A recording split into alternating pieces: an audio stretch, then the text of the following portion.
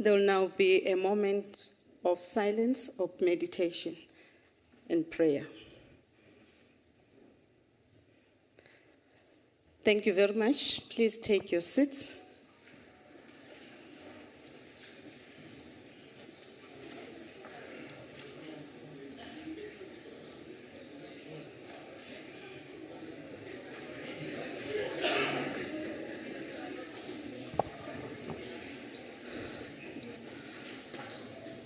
Honorable members, let me take this opportunity and welcome our President, Honorable Cyril Ramaphosa, as well as the delegation as led by the DG and all the members of the NCOP, both as permanent delegates as well as special delegates, and all our guests in the gallery.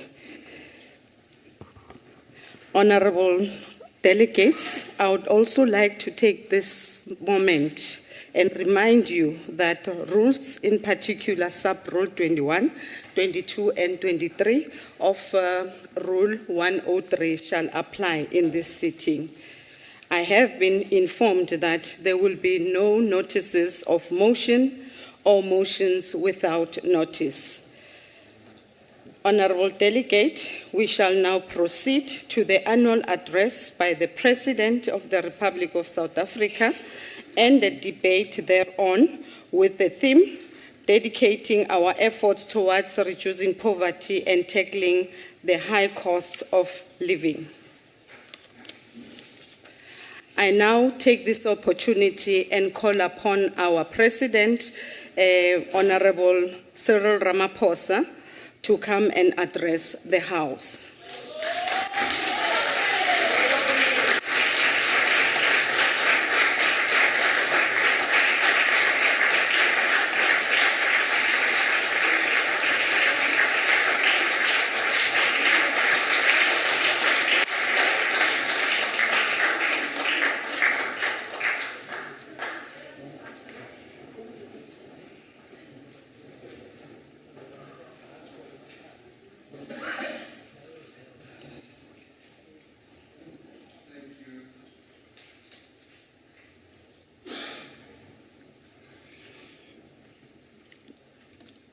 Honorable Chairperson of the National Council of Provinces, Ms. Refilwe Mthweni-Zipane, and Deputy Chairperson of the National Council of Provinces, Mr. Les Govender, all premiers here present, NCOP delegates, representatives of local government, and fellow South Africans. It has almost been 6 months since South Africans went to elections. Through their votes, the people of South Africa gave their elected representatives a firm mandate to improve their living conditions and their prospects for a better life. Since then, we have worked to give effect to that mandate, guided by the will of the people of our country. We established a government of national unity, a government that is consisted of 10 political parties that are represented in our Parliament. While these parties differ on many issues, and differ they do, in terms of their histories, their principles, their policies, they have, however, committed themselves to work for inclusive economic growth. First, which is scheduled for Thursday at 2 o'clock. They have, however, committed to work for inclusive growth and accelerated job creation. They have committed themselves to reduce poverty in our country and to tackle the high cost of living. As well as to advance these priorities, the parties to this government of national unity have committed themselves to build a capable, ethical and developmental state. Honourable Chairperson, the decision by the NCOP to dedicate this debate to focus on our collective efforts to reduce poverty and to tackle the high cost of living is a worthy debate and a timely one. It's a timely one with regard to responding to the mandate that we were all given by the people of South Africa. As South Africa marks 30 years of democracy, we acknowledge the great progress that has been made in lifting millions of South Africans out of poverty. In 1993, up to 71% of South Africans lived in poverty. By 2010, the poverty rate had dropped to about 61%. 10 years later, it was at 56%. But notwithstanding all this, our people's lived experience confirms the persistence of poverty and inequality. The daily struggle to meet the basic necessities of life, as in availability and accessibility to food, water, electricity and transport, is a reality for many families across the country. Even today, nearly a quarter of South Africa's people experience food poverty. We know that poverty in South Africa has deep roots that emanate from our history. It is the inevitable consequence of centuries of colonial and apartheid, dispossession, exclusion, and humiliation. Apartheid was designed to create islands of privilege in a sea of inequality and poverty and despair. These are the divisions of the past that, through our Constitution, we have made a commitment to eradicate and to heal. In the preamble of our Constitution, we have vowed to improve the quality of life of all citizens and free the potential of each person who lives in our country. The end of poverty and inequality in our country therefore requires nothing less than the fundamental social and economic transformation of our country. Over the course of the last 30 years, we have set out on the path of transformation. We have made progress on many fronts, but we have also confronted severe constraints and challenges to our development path. Some of these constraints and challenges have arisen from beyond our shores.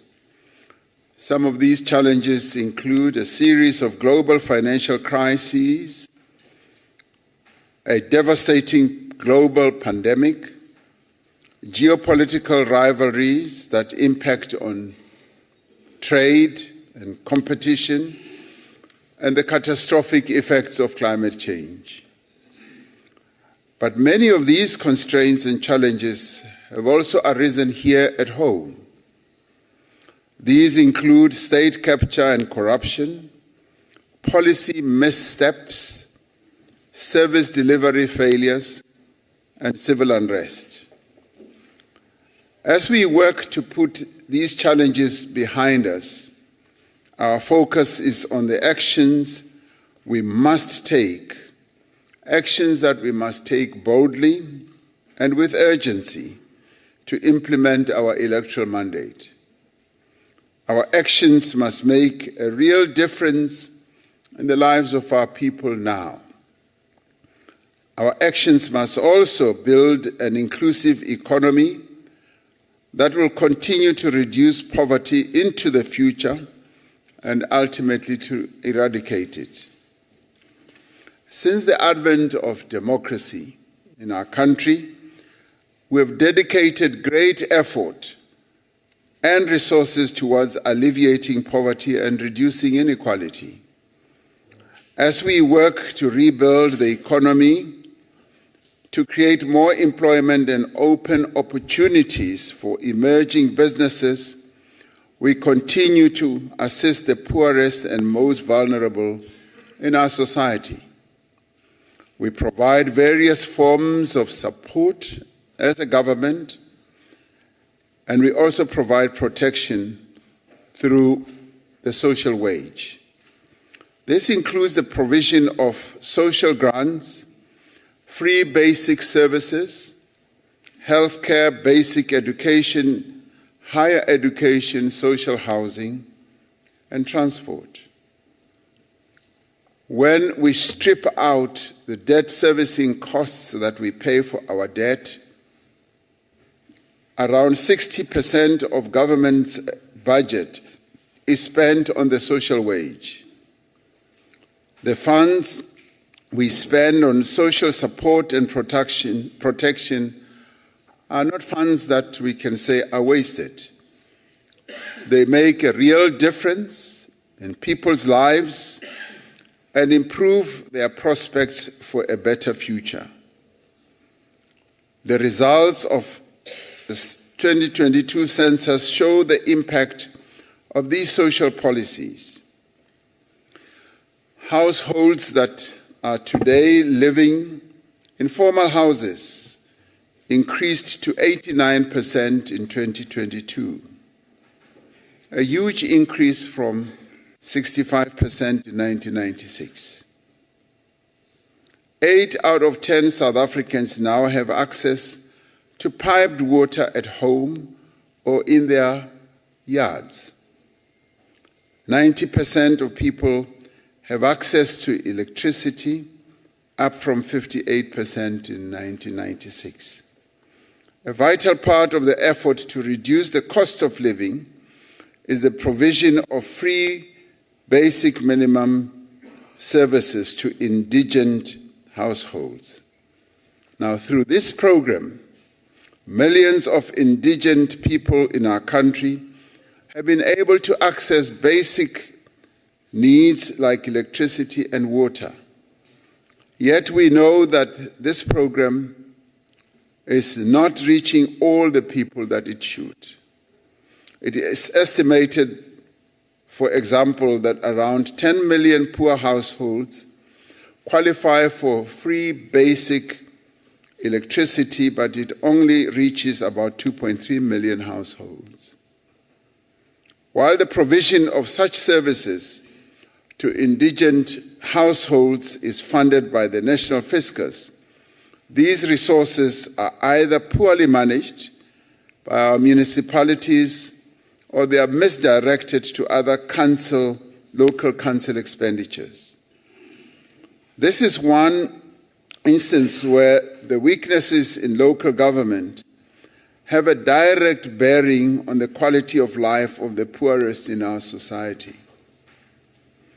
It is one of the reasons that we are working to ensure that we have effective local government as part of our efforts to build a capable state. Social grants remain a lifeline to millions of people in our country, particularly children, the elderly, and people with disabilities. The introduction of the SRD grant during COVID-19 has provided much-needed relief to more than 11 million unemployed people at its peak.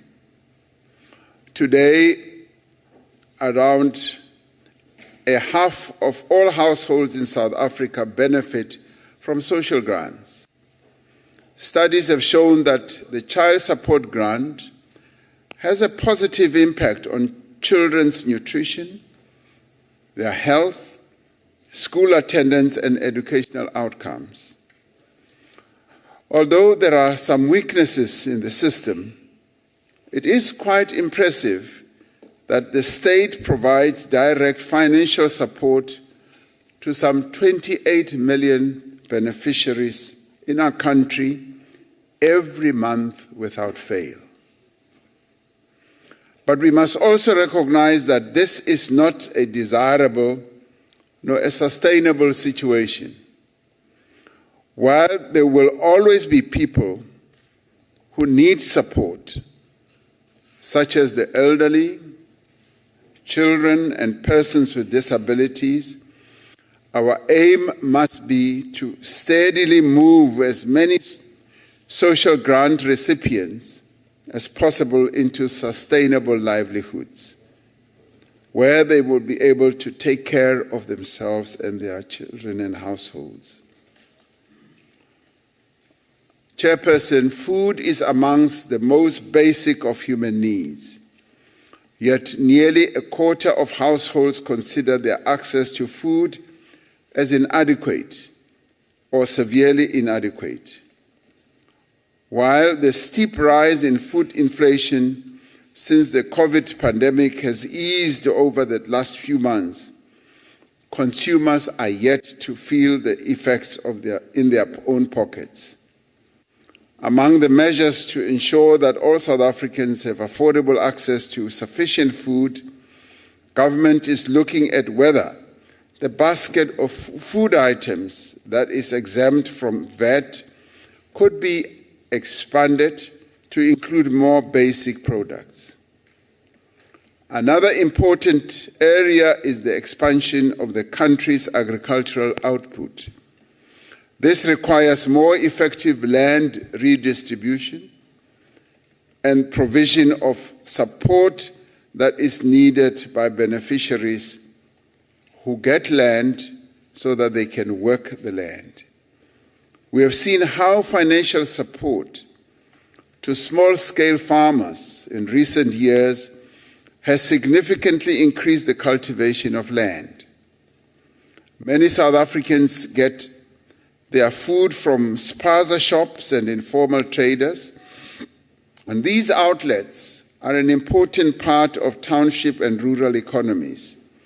They provide residents with convenience and with value. However, the recent spate of foodborne illnesses has highlighted the risks that are associated with these enterprises. The tragic deaths of a number of children after eating food bought from some of these outlets has required urgent and decisive action to prevent the contamination of food by harmful substances, particularly pesticides that are being sold unlawfully. Since we announced a range of measures 2 weeks ago, multidisciplinary teams have been conducting inspections of spaza shops across the country. Nearly 200,000 spaza shops have been visited. More than 1,000 spaza shops, supermarkets, and warehouses have had to be closed down. Large quantities of goods have been confiscated and numerous fines have been levied and issued for violations of bylaws. Poverty in South Africa is also a consequence of where our people live. Our cities and towns were designed by the apartheid planners to keep black people at a distance from the centers of economic activity and social services. This has created special inequality that we have not yet been able to overcome.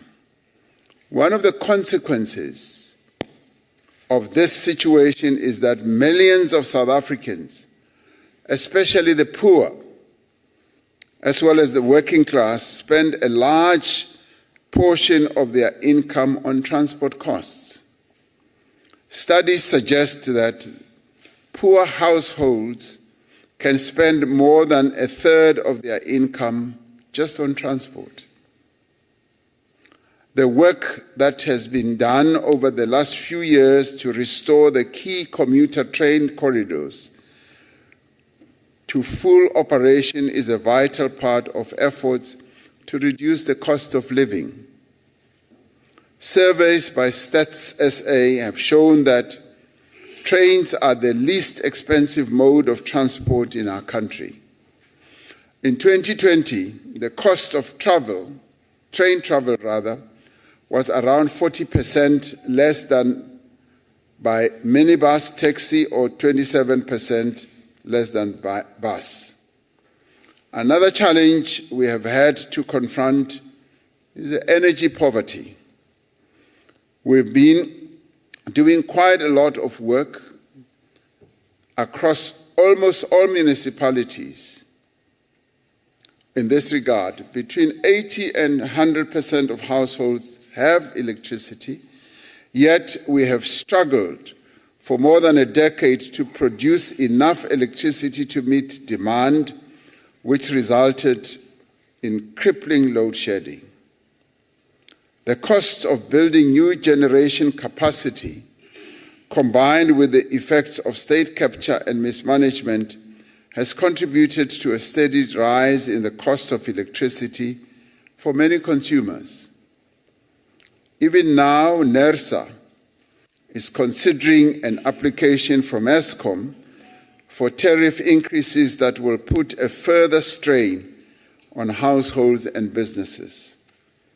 It is vital that we settle on a tariff path that does enable Eskom to achieve financial sustainability while not placing an undue burden on consumers of electricity. We have embarked on far-reaching reforms of the electricity sector that will establish a competitive electricity market, and this will improve energy security and lower the cost of electricity as well. Improving access to quality health care is central to our efforts to tackle poverty. A healthier nation is a more productive nation. As government, we have prioritized the strengthening of primary health care. This is an important part of the progressive implementation of the National Insurance, which will give all South Africans equal access to quality health care, regardless of their ability to pay. The work that is underway to implement the NHI includes the upgrading and expansion of public health facilities and the training of qualified and capable personnel. Education is ultimately the most powerful instrument we have to end poverty. By investing in the skills as well as the capabilities of young people, we will be able to break the cycle of poverty that is handed down in our country from one generation to the next. We have done much to make education accessible and affordable to all, including through no-fee schools and the funding for tertiary students from poor and working-class backgrounds. Almost 90% of all learners in the public education system attend no-fee schools. The number of students benefiting from NSFAS rose from around 40,000 in the early years of democracy to over 780,000 last year. We are now focused on achieving universal access for all children to early childhood development facilities. This is essential to prepare them for school and set them up to be successful in life. In basic education, we have prioritized improvements in reading as well as in mathematics. Due to our past, millions of South Africans experience asset poverty. They do not own land or houses or other assets that can be used to raise capital, to start a business, or even to hand on the assets to the next generation. We have started to address the challenge of asset poverty through our land reform programs and the provision of subsidized housing. If you were just to calculate the value of the houses that have been handed down to about 4 million South Africans, on a straight line calculation of average value, if every one of the houses today are worth 100,000 rand, it means that we have handed down about 400 billion rand in value to the people of our country, numbering about 4 million, in the form of houses. While the state has provided houses to millions of South Africans since 1994, many people do not have title deeds to some of these houses.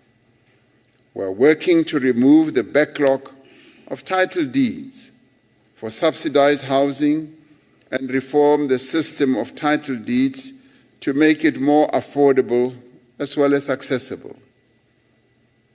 Crime and violence and corruption make people poorer. They make communities live in fear. In recent years, we have focused on putting more boots on the ground through the recruitment of police personnel. In this administration, the South African Police Service will implement a more data-driven approach to target violent crime hotspots as well as to direct resources accordingly. The South African Police Service, through more effective policing, will continue to work with communities through community policing forums to promote the role of citizens in reducing crime. One of the most pervasive and vicious forms of crime in South Africa is the violence that is perpetrated against the women of our country by men through the National Strategic Plan Against Gender-Based Violence. We are continuing to strengthen the response of the criminal justice system, providing better support for survivors of gender-based violence, and reducing the vulnerability of women through improving their economic position as well. We are also undertaking programs of prevention, working together with men and boys in particular to address the attitudes and practices that contribute to gender-based violence. On Monday, we joined people around the world in marking the start of the 16 days of activism for no violence against women and children. And we continue to call on all South Africans to become involved and raise awareness about this scourge and what we need to do to end gender-based violence in our country.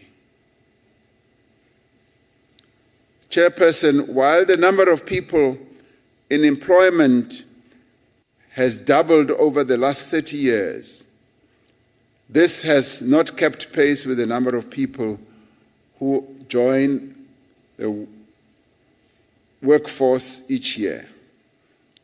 More than 11 million people in our country are currently unemployed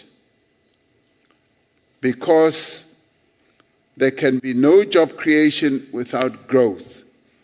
We have placed inclusive economic growth at the center of the work that the Government of National Unity has to do.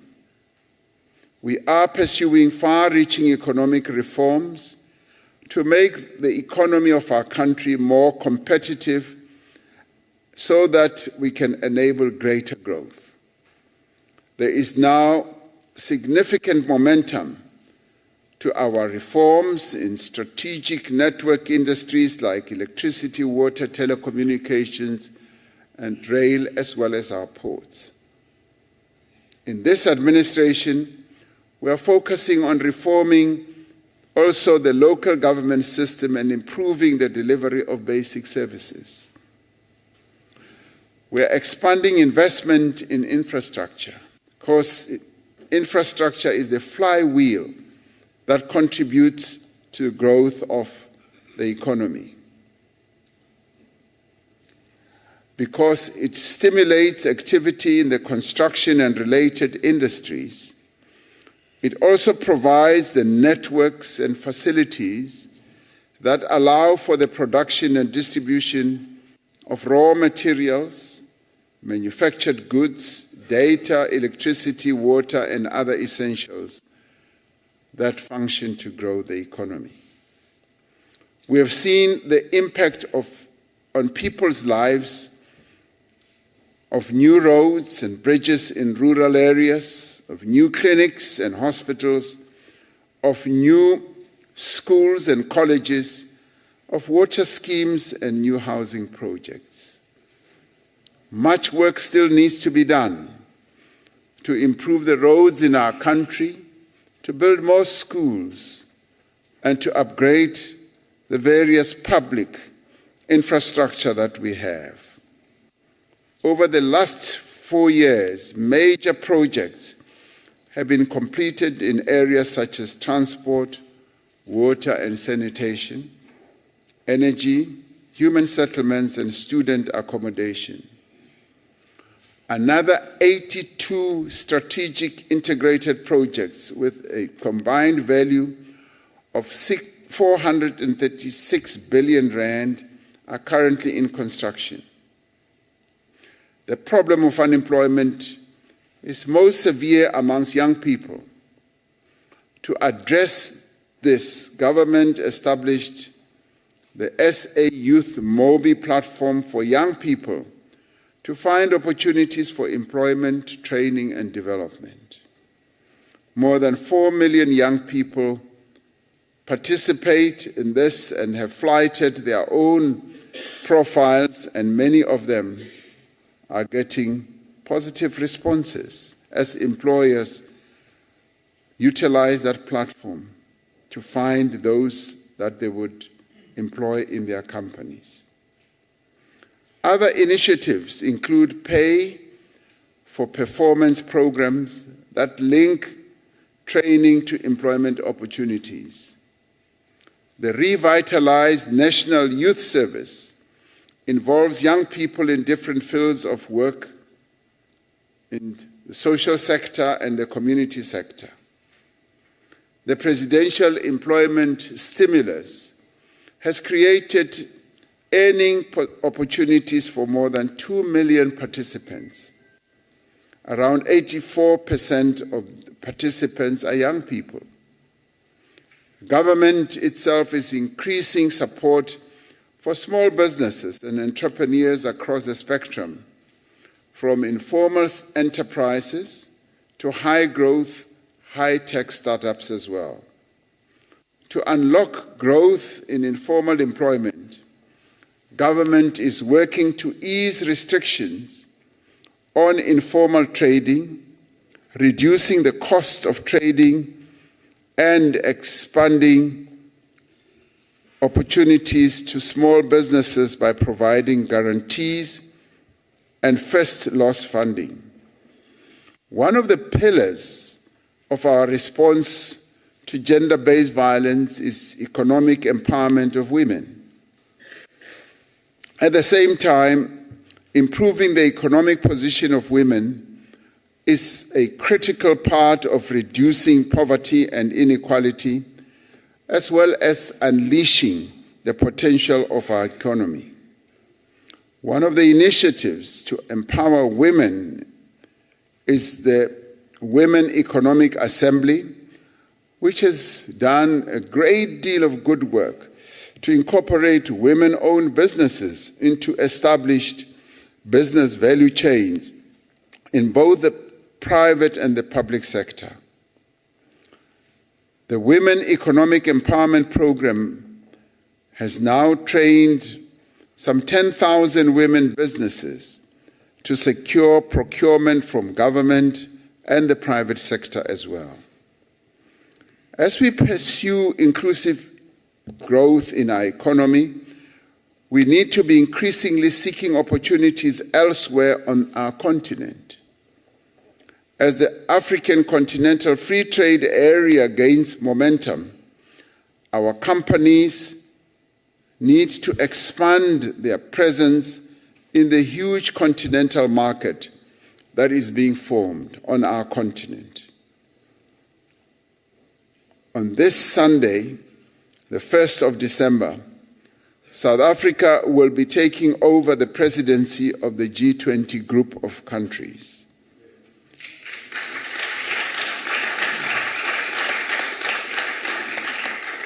Together, these countries account for 75% of the world's trade and 85% of global GDP.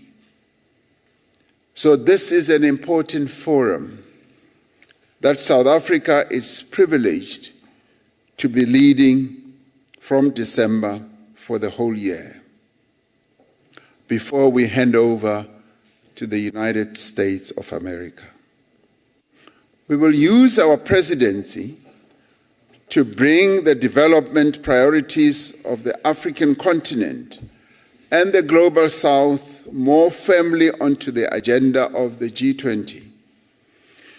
Through our G20 presidency, we will focus on the theme solidarity, equality, and sustainability. We will call on the members of the G20 to stand in solidarity with those people who are facing hardship, poverty, and conflict. We will work to tackle inequality through fair and consistent trade rules, improved debt relief mechanisms, and increased funding for climate actions and development. We aim to strengthen the commitment of all countries to the achievement of the Sustainable Development Goals by 2030. The G20 presidency is also an opportunity to present to the world the great opportunities and experiences that South Africa has to offer. This whole process of the G20 will involve up to 230 summits leading up to the Leaders' Summit later in 2025, which will take place in Johannesburg in Gauteng. Arising from the elections in May, the Government of National Unity has been working with other formations in society towards convening a national dialogue. The national dialogue will encourage the participation of all South Africans as individuals, as well as in their various formations, to tackle the challenges that confront our country. This dialogue will need to address the persistence of poverty, unemployment, and inequality. The dialogue will seek to forge a new social compact on the action that is required by all members of society to achieve the vision of the National Development Plan.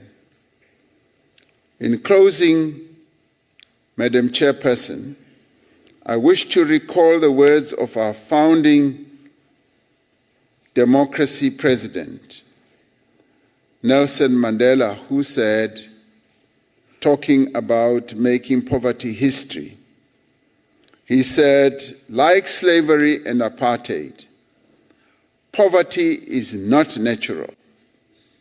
It is a man-made phenomenon, and it can be overcome and eradicated by the actions of human beings.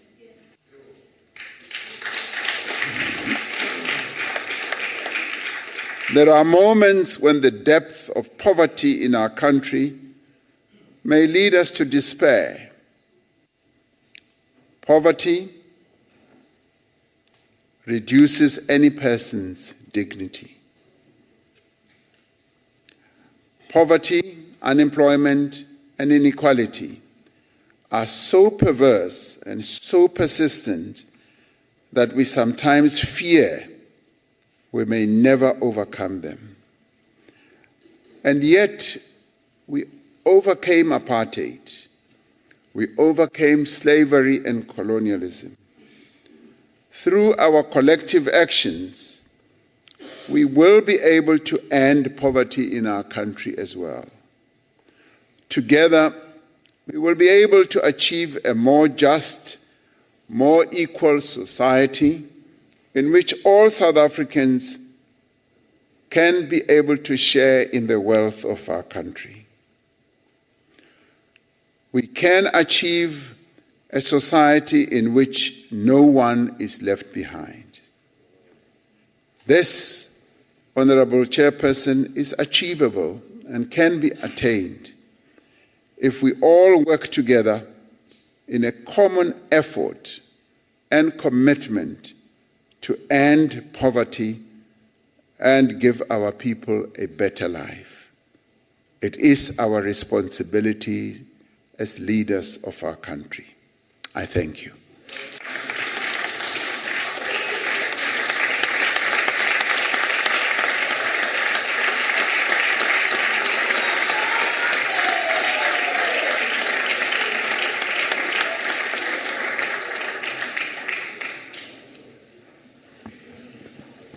Thank you very much, Honorable President.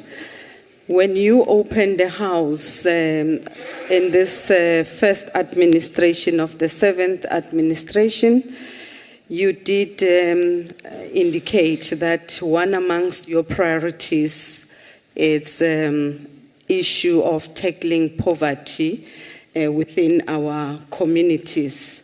And indeed, we are delighted today as this House that you did came back and give account on the work that has been done by government up to thus far to precisely deal with the issue of poverty as well as the high cost of living. We really appreciate that, Honorable President. Having said that, we will now move on to the next speaker, which is the Chief Whip of the NCOP, Honorable Moemang. Please take the podium.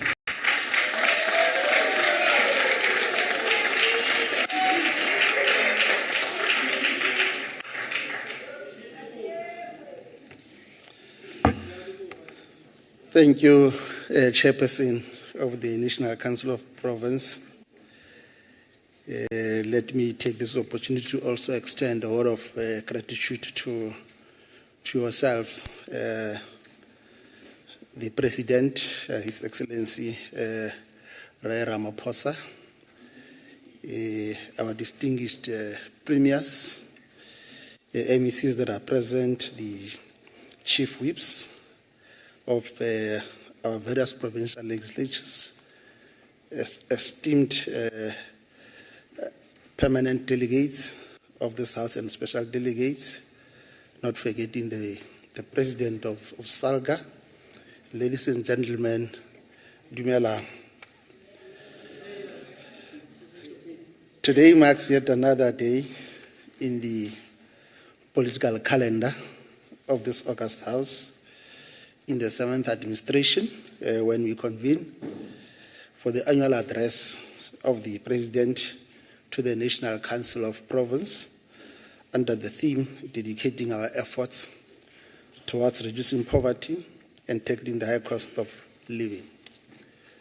And in order to take off from where the President left, in elaborating and expanding on the definition of poverty, allow me to quote how the World Bank characterized poverty. I quote, "Poverty is defined as the lack of sufficient money to provide for basic needs due to failure to gain wage labor.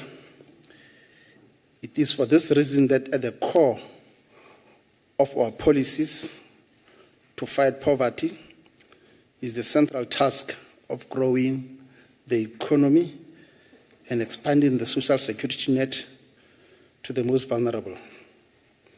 Close quote.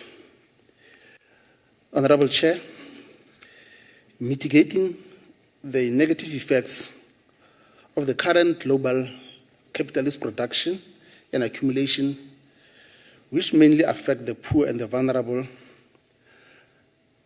the ANC-led government of national unity under the stewardship of the President has gone beyond inflation targeting through deliberate control and regulation of the pricing of basic food necessities.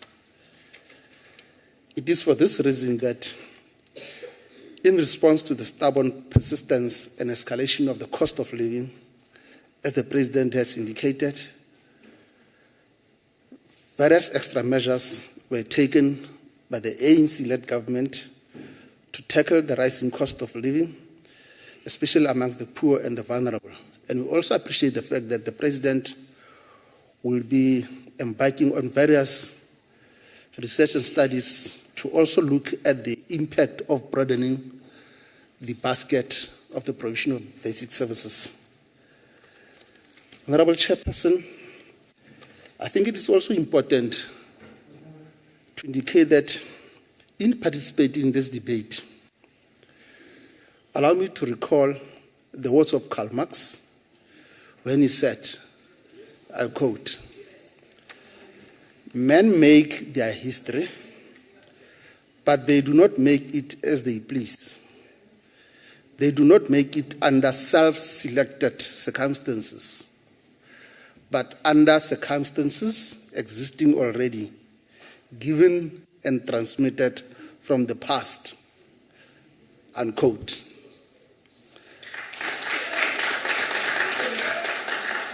Marx cautioned humanity to always seek ways to respond to the reality of our situation. When we do so, we should appreciate that from our past emerges the present, and from the present, the future is born. Indeed, Honorable National Chair, our Constitution defines us as a country that belongs to all who live in it, united in our diversity. The Constitution also enjoins us to use it to heal the division of the past and establish a society based on democratic values, social justice, and fundamental human rights. And we take pride of the fact that the President of this country led not only the constitutional making processes, but also in ensuring that following the certification by the Crown Court in terms of affirming that this Constitution is in compliance with the 34 principles that were adopted by CODESA, indeed forms the bulk of our Constitution, or it buttresses it. Therefore, National Chair, we have emerged from the national and democratic elections, as the President has characterized it, with no party that had an outright majority. So therefore, as the leader of society, the African National Congress invited all the parties to form a government of national unity. And we take pride, President, that our approach of engaging with other parties was indeed informed by our strategic mission and as codified in the National Democratic Revolution that seeks to build an unracial, non-sexist, united and democratic and prosperous society. At the center of the National Democratic Revolution is the realization that to build a united, democratic and prosperous society, we have to address the injustices of the past. This means that we should advance our agenda of liberating the black people in general and the African people in particular. And indeed, the guiding framework for the ANC in its engagement with other parties found expression in the statement of intent, in the principles that form the Government of National Unity. And the President has indeed elaborated on that. What is quite important is to reiterate the fact that the statement of intent speaks to the rapid, inclusive and sustainable economic growth, the promotion of fixed capital investment and industrialization, job creation, transformation, livelihood support, land reform, infrastructure development, structural reforms, and transformational change, fiscal sustainability, and the sustainable use of our national resource and endowments. The macroeconomic management must sustainably support national development goals. So indeed, as the leader of society, we take pride that we were able to make majority of political parties in South Africa to cohere around our broader strategic goals of transforming our society, more so taking good care of those that are in the lower rung of our society. Chairperson, as the ANC, we have characterized the challenges facing South Africans as triple challenges of unemployment, inequality, and poverty. Despite the marginal decrease in the unemployment rate and the consumer price index in the recent past, we remain concerned about the high level of unemployment rate, but in the main, which affects young people. Our firm belief is that to address these challenges of unemployment, inequality, and poverty, our economy should grow at the level envisaged in the National Democratic Plan at the average of 5% annually. Indeed, we also take pride in tremendous progress that we have made in arresting the issue of load shedding. Indeed, our people have not experienced electricity supply disruption for over 100 days without load shedding. And this has to be attributed to your leadership role, President Ramaphosa. In addition, we have witnessed a decrease in the price of fuel that has led to a decline in the inflation rate. While these are marginal declines, we believe these are indicators of positive developments that result from government interventions to make the lives of our people better. Indeed, the Government of National Unity has consolidated its focus in the next coming 5 years on inclusive growth and job creation to reduce poverty and tackle the high cost of living, as well as to build a capable, ethical, and developmental state as indicated by the President in his address. Thanks to the DA.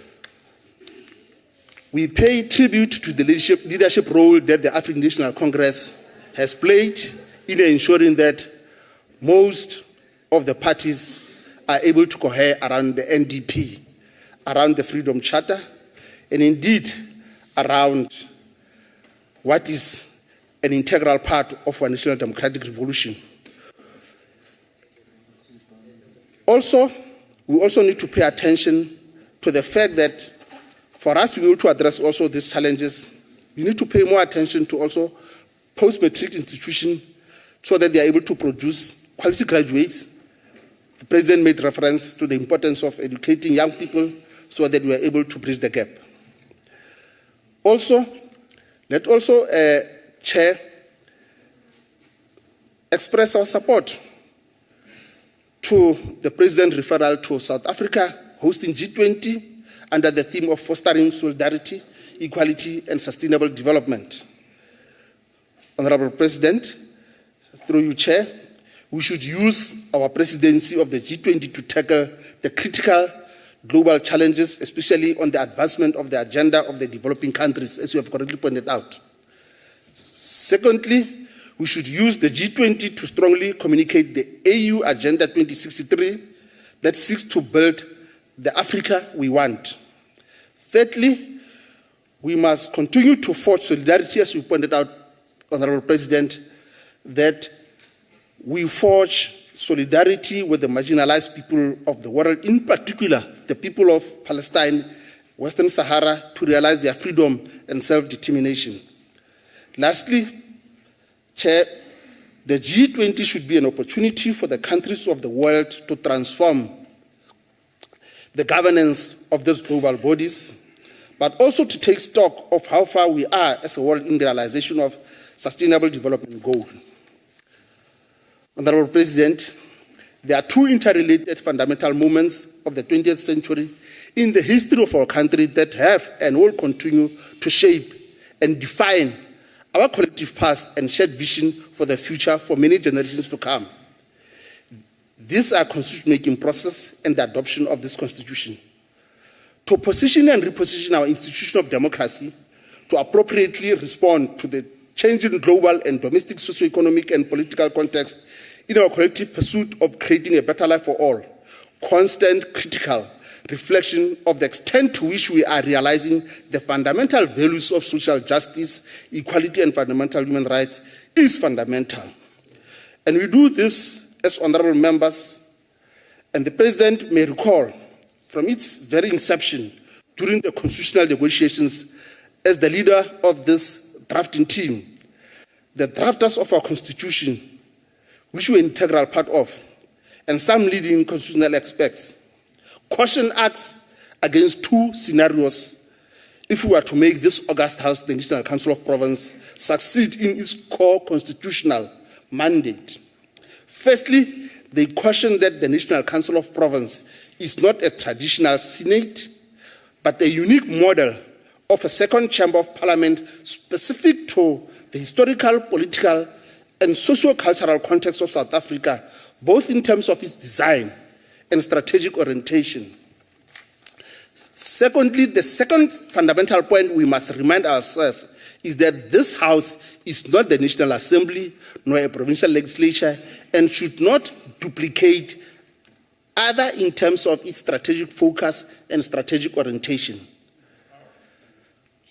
Honorable Chair, allow me to welcome, on behalf of the African National Congress, your honest and accurate account of the performance of the ANC-led government and the success and challenges under this ANC-led GNU arrangement. Our people are inspired by your strategic focus and leadership by concentrating on what unites and addresses the collective interest of our people and the country. For this, Honorable President, history will celebrate you for having displayed leadership during the most difficult and trying times in the best interest of our people. Like Vladimir Lenin once said, I quote, "Allow no little annoyances to stand in the way of big happiness." Mr. President and honorable members, the approach of the African National Congress to the 2024 GNU of calling and inviting all political parties across ideological and social cultural divide is not new but consistent with our historical mission. As espoused in the Freedom Charter, it says, the people shall govern and no government can justly claim authority unless it is based on the will of the people. Thank you, Mr. Chairperson.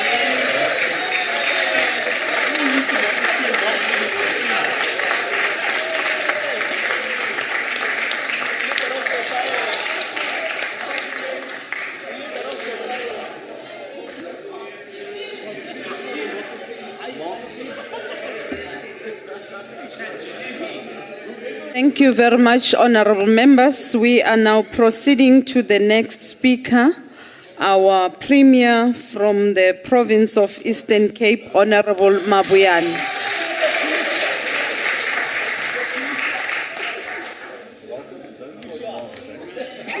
Order, honorable members, can we allow the Premier Thank you to very present? much. Thank you very much, Honorable Chair of the NCOP and the Presidium, His Excellency President Ramaphosa, members of the NCOP and delegates, ministers, deputy ministers, premiers and MECs, distinguished guests, good afternoon. Honorable Chairperson, we do really appreciate your foresight for convening us to participate in this important debate. The President has covered a lot of ground on the work that government is doing to fight poverty and the high cost of living in our country. I will focus on what we are doing in the Eastern Cape to support the presidential work and the country's vision. Our biggest concern, Honorable Chair, is that poverty affects mainly women and children in our province, with cases of malnutrition emerging in some hotspots areas. We are responding to such cases holistically through a basket of programs and intervention to protect women and children. Over 80% of our budget is allocated to social transformation cluster to fight poverty and high cost of living. For instance, honorable members, government spend more than 30 billion every year to 2.9 million people of our province who are beneficiaries of social security grants. In that, we are pushing back the frontiers of poverty. We've made intervention at schools level by providing 2 meals a day to 1.5 million learners through the school nutrition program. That is a serious intervention of fighting poverty, Honorable Chair. We transport more than 100,000 learners to school at no cost to parents. In 2024 alone, Honorable Chair, our government has paid 2.8 billion to NSFAS, benefiting more than 80,000 students in our universities, all those students from Eastern Cape. In the same period, NSFAS paid 506 million, benefiting 24,000 students in TVET colleges.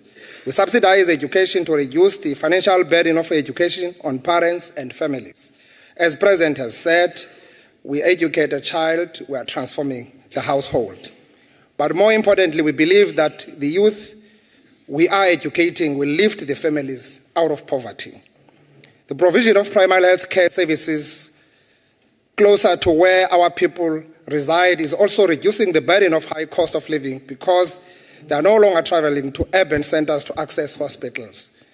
The 7th administration is continuing on the work that has been started in the 6th administration of adding more hospitals in our rural areas. Currently building Bambisane Hospital in Lusikisiki at 600 million, Zitulele Hospital in Mkanduli, Xhosa Boundaries at 1 billion, and Madwaleni Hospital in Xhosa at 560 million. We are calling for the full implementation, Mr. President, of the Bella Bill and NHI, as these policies will contribute to reducing costs of living for majority of citizens and better access to education and health services. The challenge of poverty requires us to also create jobs through labor-intensive programs. Mr. President, we are repurposing EPWP, the Presidential Youth Employment Initiative, and the labor activation programs to give our people meaningful jobs, particularly young people. Working with our SETAs and national government departments, we are rolling out skills revolution to empower more than 20,000 young people with trade skills such as electricians, plumbers, carpenters, and bricklayers, painters, welders, fitters, and tanners. I know 10 years ago, no one knew that South Africa will be in demand of a skill called turbine skills. But because of renewable energy that we're having, and I must tell you, Mr. President, that we are almost exporting that skill now. Technicians that are working around Eastern Cape on those wind farms are being poached by Australia, getting out of the province for that particular purpose. We're developing that skill quite seriously because as a province, we are becoming a hub in terms of those wind farms with companies like Sosol making off-take agreements. We were launching another 1.8 billion in Nyaga, Bedford, a month ago. We're working on a 9 billion new one with also Sosol making an off-take agreement for those electrons. But I've told Sasol, Mr. President, that people of Eastern Cape can no longer follow what is endowed to them or their natural resources to Gauteng or elsewhere. We need development where our people are. That's the meaning of rural development. Having said all that, Honorable Chair, must highlight that we do not want it to be a welfare state in the Eastern Cape. Our long-term vision to deal with poverty and high cost of living is premised on building an inclusive economy that does not benefit privileged few, but all our people, particularly women, youth, and people with disabilities. To achieve this vision, we are pursuing 5 growth frontiers that are critical for economic growth, job creation, which are manufacturing, agriculture, oceans economy, tourism, and digital economy. In Springbok terms, Mr. President, we call these frontiers the bomb squad of our economic growth. At micro level, we are supporting and affirming our SMME to grow and create more jobs for locals. Honorable Chair and honorable members, we welcome the President's announcement on the issues of spaza shops, as President has quite articulated it here. At a macro level, we need agility of our government in funding and implementation of the game-changing projects in our province. Projects like Eastern Cape Seaport, Mzimvubu Dam, N2 Highway, where we do have those 2 bridges, Msikaba and Mtendu, small harbour developments, renewable energy initiatives that I've just talked about earlier. These projects will transform the socio-economic landscape of our province and of our country. Eastern Cape, Mr. President, does have an unparalleled potential if you look at the growth of our country. Infrastructure projects such as the 2 mega bridges that I've talked about, Mtendu and Msikaba, are already improving lives of our people around the area of the Wild Coast. We need more of those. We are currently implementing multi-billion rands roads infrastructure in the Eastern Cape, Matatiel to Cedarville, Kokstad, it's a billion project, Maklasibeni, or Kwapakza to Maklasibeni, almost a billion project, Nushwa to Makanda, almost a billion project. There are so many of those projects. President Bisho to Komcha, almost a billion project. Eastern Cape is becoming a construction site. In terms of the road, yes, we are coming from a very low base. We've been having 90% of our roads being rural roads. Mr. President, I could have said a lot. I know time is not in the favor of me, but as I conclude, Mr. President, I must indicate that we are just coming from a trip with Minister Ramaphosa from Qatar. We've seen a lot, but we need the decisiveness of our government in terms of turnaround time to ensure things that we are talking about, we are planning, are implemented with speed. We're dealing with issues of extortion, zamazamas, and construction mafia. We need state to protect the fiscus. That's why, Mr. President, we talk about soldiers camping along those sides. In conclusion, Mr. President, the time for rhetoric has passed. The country's priorities are clear. Reduce poverty, lower cost of living, and build inclusive economy. The Eastern Cape continues to work hard towards the attainment of these national goals. The time for Eastern Cape to thrive, Mr. President, is now. As the President Nelson Mandela once said, it always seems impossible until it is done. Thank you very much.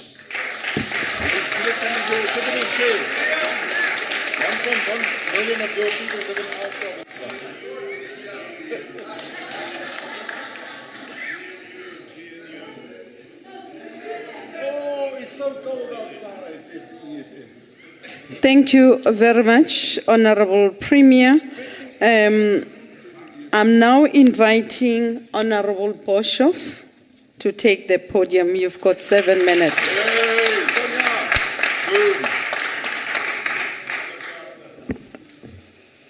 Honourable Chairperson, Honourable Minister, Honourable President, Honourable Members and fellow South Africans, good day. Today I stand here to make the case for prioritising efforts to reduce poverty and tackle the high cost of living. However, Honourable President, before we can discuss solutions, we must first face the hard truths of our current predicament. The truths rooted in decades of mismanagement, inefficiency and corruption by your party. Under the ANC, promises of a better life for all have turned into a bitter pill for most South Africans to swallow.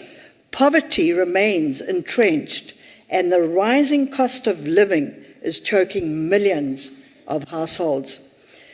If we are to chart a path forward, we must break free from the failures of the past and embrace a better way of governance, one rooted in accountability, clean government, and tangible results. This can be realized with cooperation between the ANC and the DA under the newly established GNU. We need builders, Honourable President, and not breakers, to ensure that unity prevails, which will benefit all of our citizens. Unfortunately, the ANC's economic failures are well documented. The unemployment rate sits at a record high, with almost half of South Africans unable to find work. The government's policy, uncertainty, corruption, and red tape have driven away investors and stifled job creation. Honourable President, consider Eskom, which plunged the country into darkness in previous years while draining billions of rands from public coffers. Load shedding alone cost the economy over 1 billion rand a day, pushing prices higher and deepening poverty. And now NERSA, to which you alluded, will most likely allow Eskom to bleed citizens dry. With a proposed electricity hike of 40% in the coming 3 years, this, Honourable President, is totally unacceptable. If NERSA won't make the right decision, will you, Honourable President, in stepping forward, save South Africans from being plunged into deeper cycles of poverty and trying to dodge the curveballs thrown at them? Under the ANC, inequality has worsened as the rich get richer through corrupt deals and the poor are left to fend for themselves. The ANC has spent decades blaming everyone else, like global markets and even the weather, for their failures. But the truth is this: if governing were a test, the ANC would have failed. Not just failed, they would have copied the wrong answers and then blamed the teacher. Honourable Chair, in contrast, the DA offers a vision rooted in economic growth and empowerment. The DA has consistently championed policies that uplift the most vulnerable while creating an environment for economic growth. Let me outline why our focus should align with the vision, and why it is the most effective way to address poverty and high cost of living. The cornerstone of reducing poverty lies in creating economic opportunities. The DA recognizes that poverty is tackled by ensuring people have access to jobs, skills, and tools to improve their livelihoods. Job creation is a central priority. This includes fostering an environment where businesses thrive by reducing bureaucratic red tape, investing in infrastructure, and attracting local and foreign investment. By fostering entrepreneurship and attracting investment, the DA has created opportunities for people to earn a living with dignity. Furthermore, the DA's emphasis on clean governance ensures that public money is spent on uplifting communities and not lining the pockets of the politically connected. Skills development is essential. By investing in education, technical training, and entrepreneurship programs, we will provide South Africans with the ability to escape the cycles of poverty. Under DA-led governments like those in the Western Cape, unemployment rates are significantly lower than the national average due to focused efforts on economic development. In the Western Cape, the unemployment rate dropped by 2.6%. You can heckle as you like, it's the truth. And now stands at 19.6% in comparison to the national rate of 32.9%. Honourable President, I urge you to rally behind a strategy that is not about handouts, but about giving people a hand up. A strategy rooted in dignity, opportunity, and fairness. Dependency, Honourable Chair, is most definitely not empowerment, and many communities remain trapped in cycles of poverty due to grants not being paired with economic opportunities or skills development. While social support is vital, long-term poverty alleviation requires economic inclusion and growth. The DA, however, is writing a new script, one of hope, empowerment, and real change. We don't offer band-aid solutions. We offer a vision for a thriving South Africa where poverty is reduced and the high cost of living is tackled head-on. All of the above is contained in the DA's economic justice policy for those who are questioning this. In conclusion, Honourable Chair and Honourable President, I want to state that there is hope. The GNU ball is slowly rolling, so let's unite behind the builders to ensure we have a South Africa where everybody can prosper. Thank you, Chair.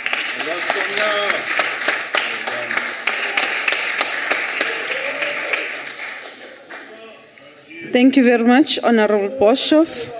We are now, colleagues, moving to the next speaker, our Premier hailing from the province of Northwest, Honourable Mukhoshi. Please take the podium.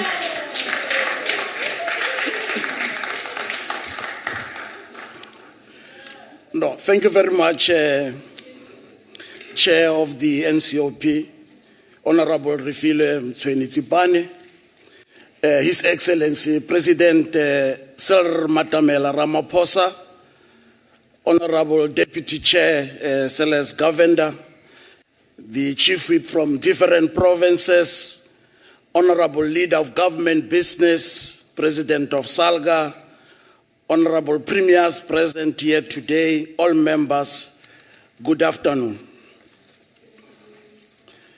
Let me first start by appreciating the opportunity to be part of the annual address by the President and to participate in the debate.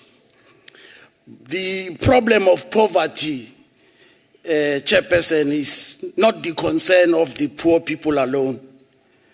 It's a challenge facing all humanity for which we need to seek collective solutions to reduce and finally eradicate. An occasion such as today's debate is an opportune moment for us to garner our efforts to resolve and find solutions to challenges of poverty affecting our communities. We are gathered here not to remind our people that they are poor and hungry, but to find ways aimed at finding lasting solutions to address their socio-economic needs. We are not here to repeat the truth of how much we have changed their lives. We are here within the 30 years of the celebration of democracy to say to them, this is what you expected out of us. We wanted us to change your lives. You wanted to see change in your lives for a better and for you to afford basic needs. I want to quote what Amika Cabra once said, and I quote, "The people fight and accept the sacrifices demanded by the struggle in order to gain material advantages, to live better in peace, to benefit from progress and for the better of their children," unquote. Honorable members, we are here to answer the question posed many years ago by Professor Mohammed Yunus, a renowned Bangladesh economist, when delivering the 7th Nelson Mandela lecture, and I quote, "What good does the theory of economics do if it is not working for the people?" And I unquote. Chairperson, poverty unfortunately has a face. Unfortunately, it is gendered and is found in our spatial disparities.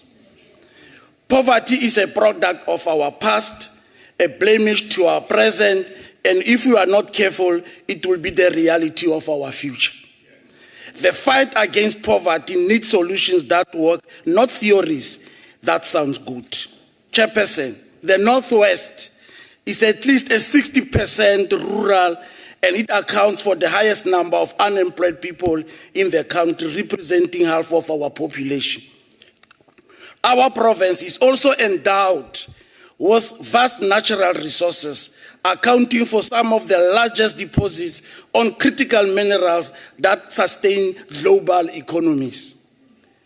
There is no reason, therefore, for the people of the Northwest to be poor.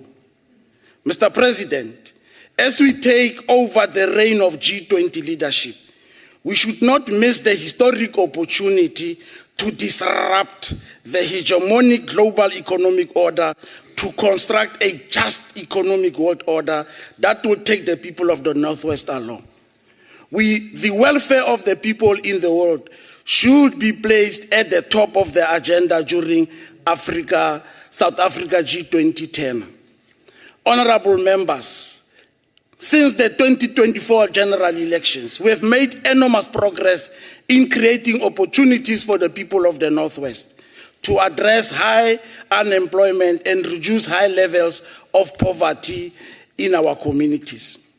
We have recently revised our provincial growth and development strategy to map a developmental future for the province backed with a scientifically modeled economic scenarios and choices open to us to lift our people out of their current situation.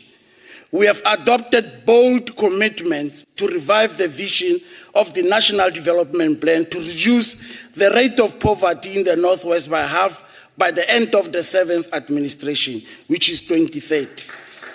The road ahead will be difficult, President, but we are prepared to stay on course and see to the full implementation of our interventions and the objectives we have set for ourselves.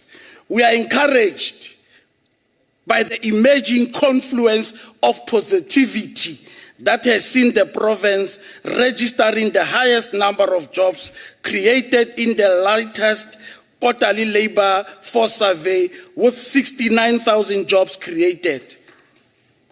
Don't mind to clap hands.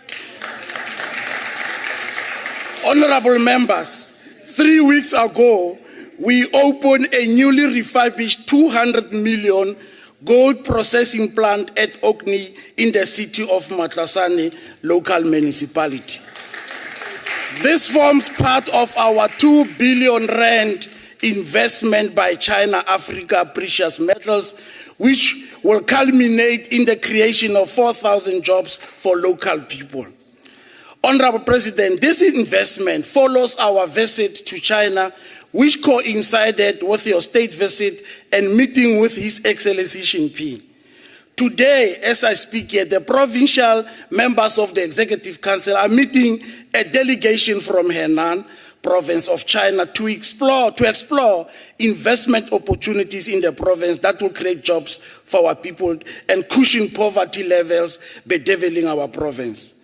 During the second quarter of the financial year, we created over 17,000 jobs for young people through our extended public works program. In addition to this, we advertised unprecedentedly so for the first time over 240 funded vacant posts in the public service aimed at creating work opportunities for the vulnerable groups such as women, youth, and people living with disabilities. In creating socio-economic opportunities for Black African women, own enterprises, we spent close to 3 billion of our procurement spent on businesses that are owned by Black African women since 2024-25 financial year. Through the presidential stimulus package during the financial year under review, over 48 million rand has been allocated to the province to alleviate poverty through provision of vegetables, fruits, grains, broilers, and small stock agricultural produce. Honorable Chair, a further 280 million has been allocated to the Provincial Department of Agriculture and Rural Development to enhance and bolster food production to the benefit of the impoverished household in the next financial year. We are engaged in a number of interventions to fight poverty, unemployment, and inequalities. We are focused on making the Northwest a construction site. Our focus is on the public-private infrastructure projects where we want to maximize job opportunities and in particular to promote small, medium enterprise development. But at the same time, we've got an aggressive program in collaboration with NYDA, Skills Fund, Department of Labor, for artisanal programs for young people in our province. We are the first province, President, to introduce breakfast in our schools, where we've got 300 schools which are now providing breakfast, and there's no any other province that has done. Our people our children in our province who are on an NSP program, over 745,000 children are on an NSP program. In conclusion, Chairperson, it is important that we should indicate that we are transporting in the province, using our transport as an intervention for those children who are coming from disadvantaged communities in our schools. And therefore, I challenge this House to what was said at one particular point by the chair, who said, let us make South Africa a country in the world that will have what is called a poverty museum. Our Honorable children Premier, will go please and wrap say up. what it is to have and live under poverty. Let us make it happen. Ntime Umpengwana. Thank you very much.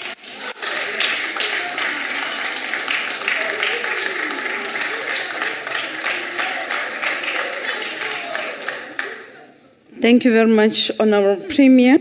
We are now moving to the next speaker, Honorable Mokoena.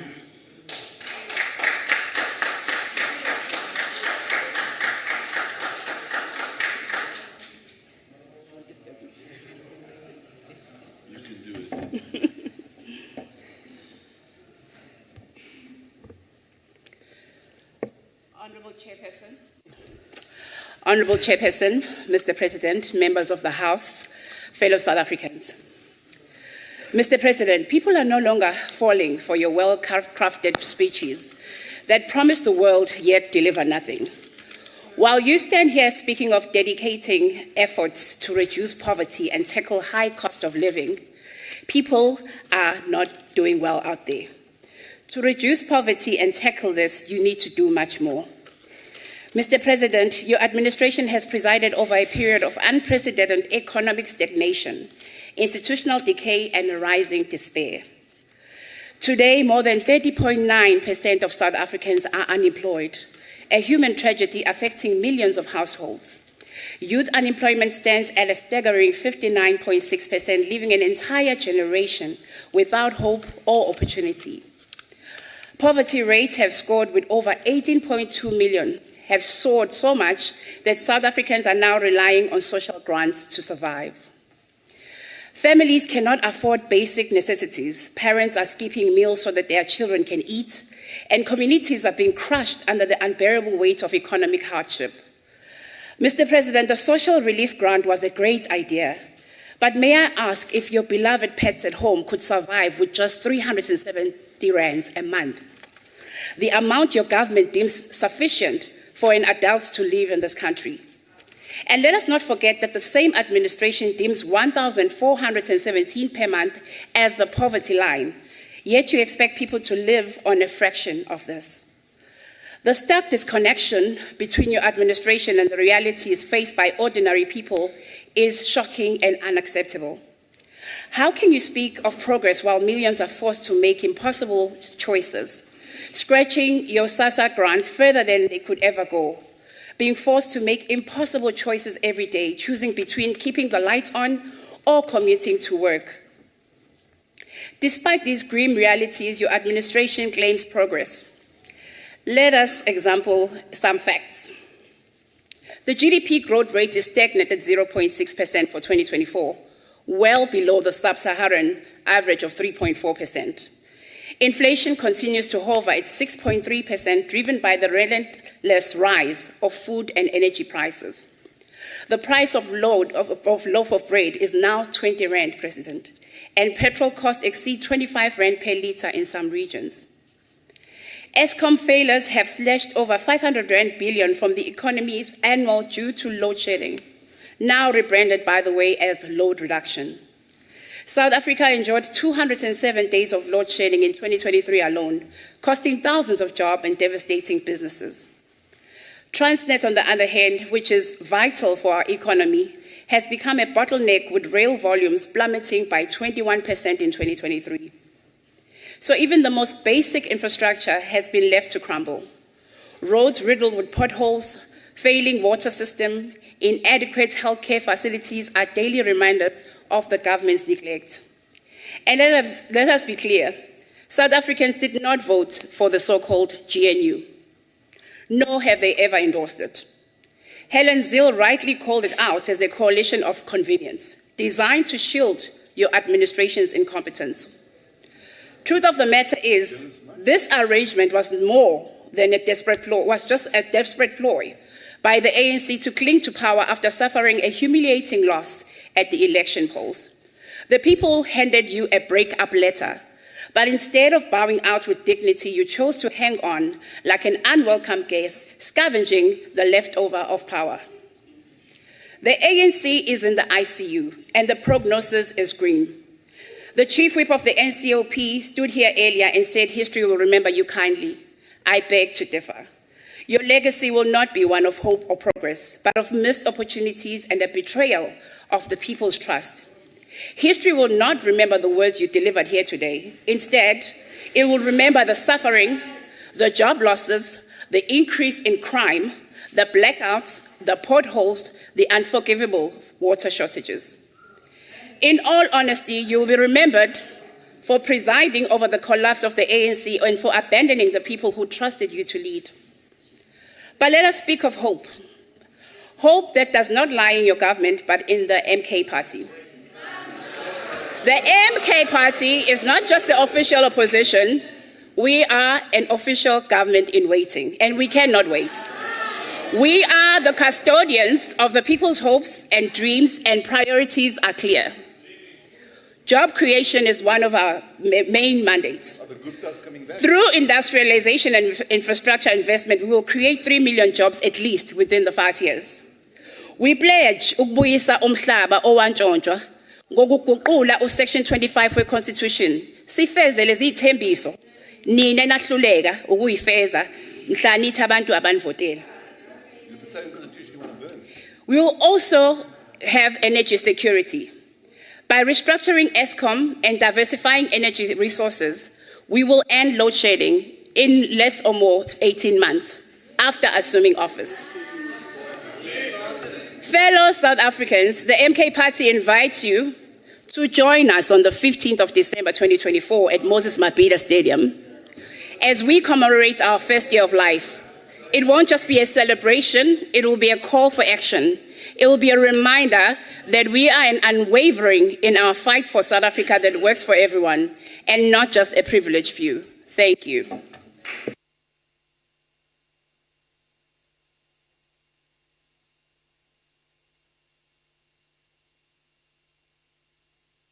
We are now moving to the next speaker, which is Honorable Farmer.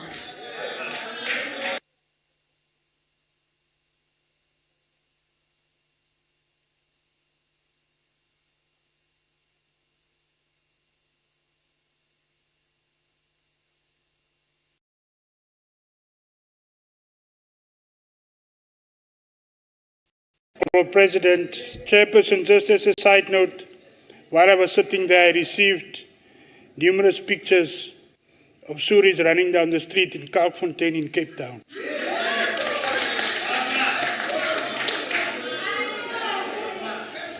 Honourable Chairperson, Honourable President, and Honourable Members, poverty alleviation has been on everybody's agenda for a number of years now. Quite a lot was said, and equally quite a lot of promises were made with every election cycle. These promises were made by each and every politician who can get their hands on a mic or can get a platform to address our people, irrespective of the color of their T-shirt or party they represent. In the 2007 Polokwane Conference of the ANC, the then Secretary General Kgalema Motlanthe in his State of the Organization report stated that, and I quote, "Our people are turned into voting fodder," close quote.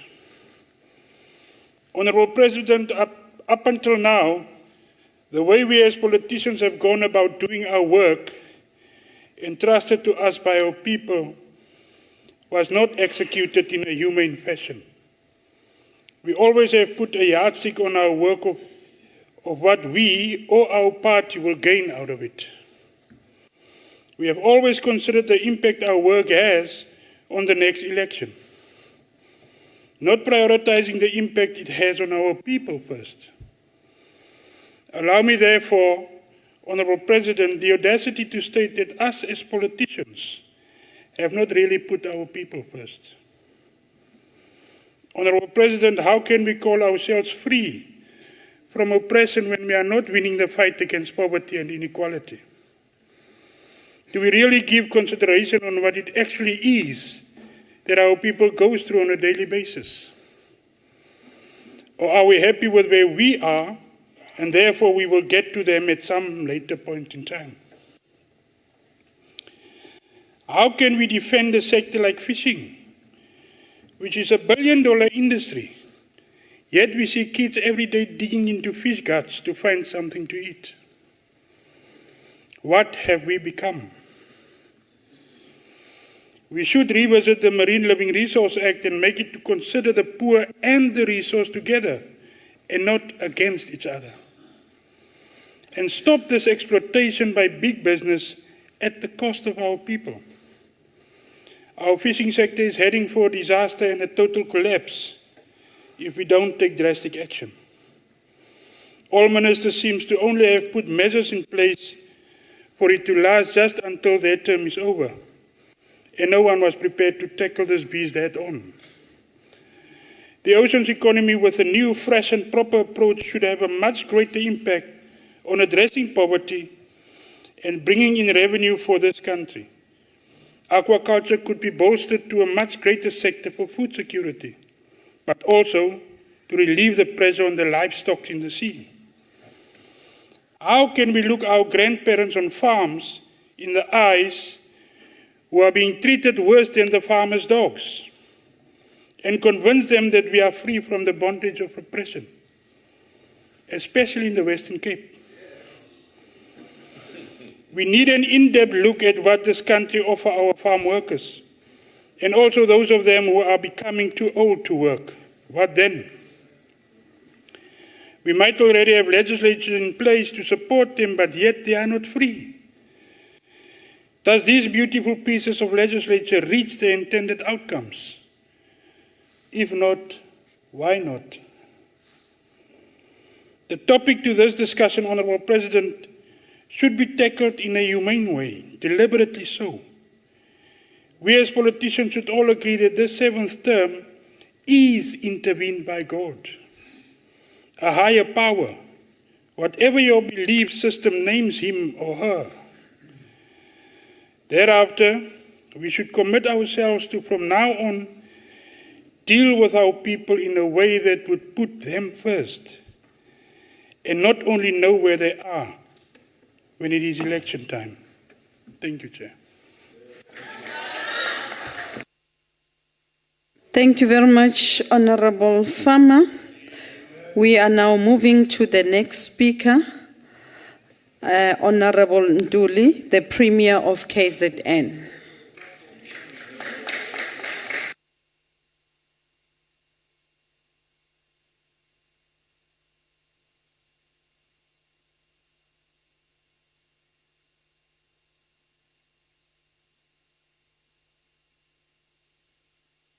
Thank you, Honourable Chairperson of the NCOP, His Excellency President Cyril Ramaphosa, Honourable Deputy Chairperson, President of SALGA, and honourable members of the NCOP.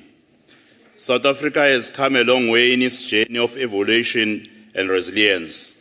From the devastating crisis of state capture, COVID-19, which not only ravaged livelihoods, but also brought immeasurable grief of countless families, our nation has faced extraordinary challenges.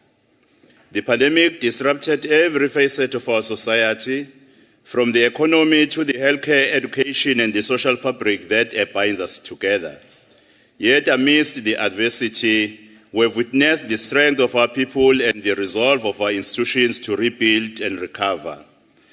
Today, as we reflect on these experiences, we are reminded of the need for collective action to address the remaining challenges and seize the opportunities that lies ahead. Honourable members, coming from KwaZulu-Natal, a province with its fair share of challenges, I can personally attest to the resilience and unwavering determination of our people and our provincial government. In addition to the devastating impact of COVID-19, KwaZulu-Natal has endured a significant unrest, numerous climate-related disasters. Each of these events has tested our strength and unity as a province, but has also imparted valuable lessons. Madam Chairperson, in May this year, the people of South Africa made their voices heard, faced with a choice to choose one party, but chose a more inclusive governance model. They chose a collective wisdom.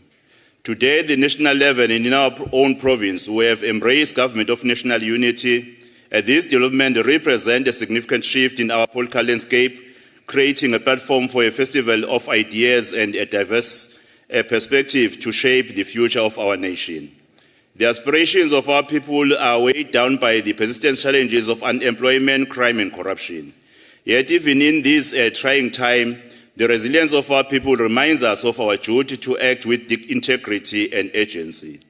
Honourable members, in reaffirming our unwavering determination to work together for a better South Africa and a prosperous KwaZulu-Natal, we stand united in our commitment to collective action.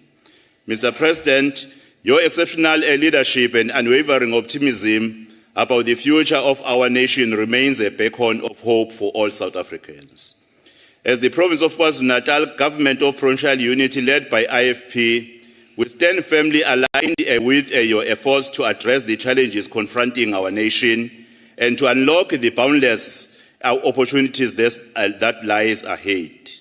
3 weeks ago, you visited our province and you marked a pivotal moment in reinvigorating our shared cultural heritage. Alongside His Majesty, the King, you presided over the unveiling of the statue of one of the most iconic leaders in our history, King Shaka Senzangakhona, at the King Shaka's International Airport. This historic act has reignited pride in our rich heritage and demonstrated the power of leadership in celebrating our past to inspire our future. Through your visionary leadership, our jewel of a city, eThekwini, is experiencing a remarkable resurgence. This progress is a direct result of your foresight in establishing the Presidential eThekwini Working Group. This initiative has not only catalyzed a growth and transformation in the city, but also reinforced its position as a key driver of economic development and social cohesion in the province. The PWG stands as a testament to your commitment to inclusive governance and sustainable urban development. We remain committed to supporting and advancing this initiative, ensuring that eThekwini continues to rise as a symbol of hope and progress for our people. The province of KwaZulu-Natal is steadfast in its commitment to positioning itself as a premier investment destination. Recently, we secured 90 billion rands of investment during the KZN investment conference. Our strategic assets, including the Port of Durban and Richards Bay, are undergoing significant planned expansion to enhance cargo handling capacity. These developments align with global logistics standards, ensuring KwaZulu-Natal remains an attractive gateway for international shipping and trade. In addition to our world-class port, KwaZulu-Natal special economic zones at the Richards Bay and Durban Trade Port present unparalleled opportunities for investors. These zones offer a streamlined regulatory framework, competitive tax incentives, and state-of-art infrastructure, making them ideal hub for both foreign and local investments. A critical strategic imperative for the province is to establish itself as a global manufacturing hub, seamlessly integrated into the global economy. The special economic zones are designed to attract investment that leverage advanced production technologies, enabling robust linkages with international value chains within the context of African continental free trade area. KwaZulu-Natal is uniquely positioned to capitalize on its geographical proximity. In the automotive sector, KwaZulu-Natal hosts leading global manufacturers with targeted incentives and investment in skills development. There is significant potential to expand local vehicle production and assembly for broader African markets. Honourable members, we are at a pivotal moment to accelerate KwaZulu-Natal economic transformation. Through a strategic investment in our infrastructure, industry and human capital, we can unlock the full potential of our province in ensuring shared prosperity and long-term sustainability. In conclusion, as part of our effort to diversify the provincial economy, we are prioritizing the maritime sector by leveraging the strategic advantages offered by the natural resources and infrastructure of Richards Bay and eThekwini harbors. This investment in the maritime economy will unlock significant opportunities for economic growth, job creation, and global competitiveness. Our institutions of higher learning, such as Mangosuthu University of Technology and the University of Zululand, will play a pivotal role in this endeavor. Their contributions will be critical, particularly in driving innovations, research, and institutional capacity building. This partnership will ensure that our province is not only equipped with the skills and expertise needed for the maritime economy, but is also at the forefront of sustainable development in this sector. This initiative underscores our commitment to building a thriving, inclusive economy for the benefit of our people. In KwaZulu-Natal, we are working tirelessly to combat crime through community policing and collaboration with the police in order to enable investment and economic activities to offer new opportunities. More than 300 inspections to spaza shops have been conducted, with 90 shops closed for non-compliance. Let us work together to enhance the management of our borders in order to protect our local businesses and even protect job opportunities for our people. Prince Mangosuthu Buthelezi, during his time, said women are special. I wish to call upon all men to walk the talk and protect women and children against gender-based violence. I thank you.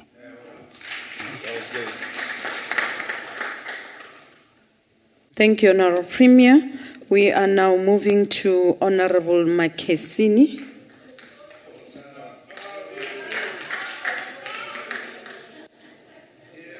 Are you still on the EFF? Only two left. Mandibulis, Sir Chairperson, and greeting to the President, and Ndibulis abantu boMzantsi Afrika and the ground forces of the Economic Freedom Fighters. Over 10,000 ground forces of the EFF in Gauteng gathered on Tuesday to picket at the Constitutional Court on Tuesday in support of redlands and pursuit of accountability and justice in the Phala scandal. Ndibulele nombutho we-ATM ngokujoyina kolu daba olungaka olubalulekileyo. South Africa, like many other African countries, continue to wallow away at the hands of poverty. While our leaders will only care about themselves and their families and their children and their comrades, and even coaches they store money while abantwana bethu belala belambile bengenathemba ukuba baze bakubone ukutya in their lifetime. 70% of our children in the early childhood development come from poor homes where most of the basic needs are not met. 1 in 4 children under the age of 5 are started by chronic malnutrition. That resulted in 57% of them not reaching their physical and cognitive development milestone, losing out on growing and the possibility of fighting against their circumstance because the poverty is so rife. Their brains are not capacitated for cater for their growth and the future success. Persons with disability also suffer peculiar poverty, President. A poverty of lack of access to opportunity and means of accessible tool. What kind of the government is concerned with if our people, they can't get even the hearing aid so that they can hear what is happening? Abantwana bethu abangasuka kwifamily ezihluphekileyo. Equality ye-wheelchair, umuntu omnyama ohlale eButshabelo uyazayifumana kuphi. I-poverty of leadership, i-poverty yabantu inkulu kakhulu kweli lizwe lethu, President. Person with disability, also President, continue to show the highest proportion of not having a formal education, the lowest proportion to attain high education. A government that fails most vulnerable in the society has no commitment to alleviate oppression of poverty. Our people try by all means to counter the system in every turn they make. They meet abatata abaneziso esikhulu ababizwa onotenda abatsha bade balibala bafuneke baservice abantu akushongo mna phofu kutsho umuntu weGNU umama apha ebethetha apha weDA. So into ye corruption funeke ilwiswe, President, so that aba bantu banikwe project mabawugqibe umsebenzi bayeke ukuthatha imali bengasebenzeli abantu aba bebethe bazawubenzela. Our people are try by all means to counter this system, but banena babantu baba blokayo. Black women sought out in the textile industry, and the government failed to protect this industry and give it over by focusing on import and protection of big entrepreneurs over our people to attempt to make their living. We only saw the government intervention, while online stores like Shein become the threat to a big retailers in the country. However, we never saw the government lift a finger when abomama basezilalini abathungayo indawo yabo yokuthathwa ithathwa over to the Chinese ase enda idominatwa ngama-China. So funeke nabo baprotectwe abamama bethu. Government is always on the side of the rich entrepreneurs and not of our people, attempting to make a living. Poverty of our people caused by the poverty of our decisive leadership. The government of today failed to internalize the depth of poverty that engulfs our people. Thousands of families sitting at home in this moment only have water and onion on the fridge with no hope. Perhaps this is precisely what the government of the day envisaged for our people. This is no longer creation for ideological clarity, but a blatant disregard of the wellness of our people in most vulnerable society. The 7 non-negotiated pillars of the economic freedom fighters stand to address the status quo of fundamental levels. At the very formation of the economic freedom fighter, the question to premise of our degeneration and the nation were answered. It is a foundational level of the EFF that gives decisive and scientific intervention on what to be done. Our decision is to fight for economic emancipation of the people of South Africa, Africa, and the world. The economic freedom fighter located the struggle of economic emancipation within the long resistance of South African racist, colonial, and imperialist, political and economic and social domination. This glorious resistance started with the Khoi and the San people, rising against the colonial domination, marked by the arrival of the settlers of the colonists in 1652. In the Cape here, they basically represent more than 350 years of South African resistance against the colonial and economic domination and exploitation. South Africa is rooted in the alliance between the British and the Afrikaner capital. From its inception, capitalism in South Africa was underlined by the racist segregation and the sexism. It discriminates and oppresses the black majority. It discriminates, oppresses the women. South Africa capitalism continued to be characterized by extreme exploitation of black working class. In short, President, black majority, whatever their class located, are integrated in the mainstream of the economy, in the subservient position relatively to the white people.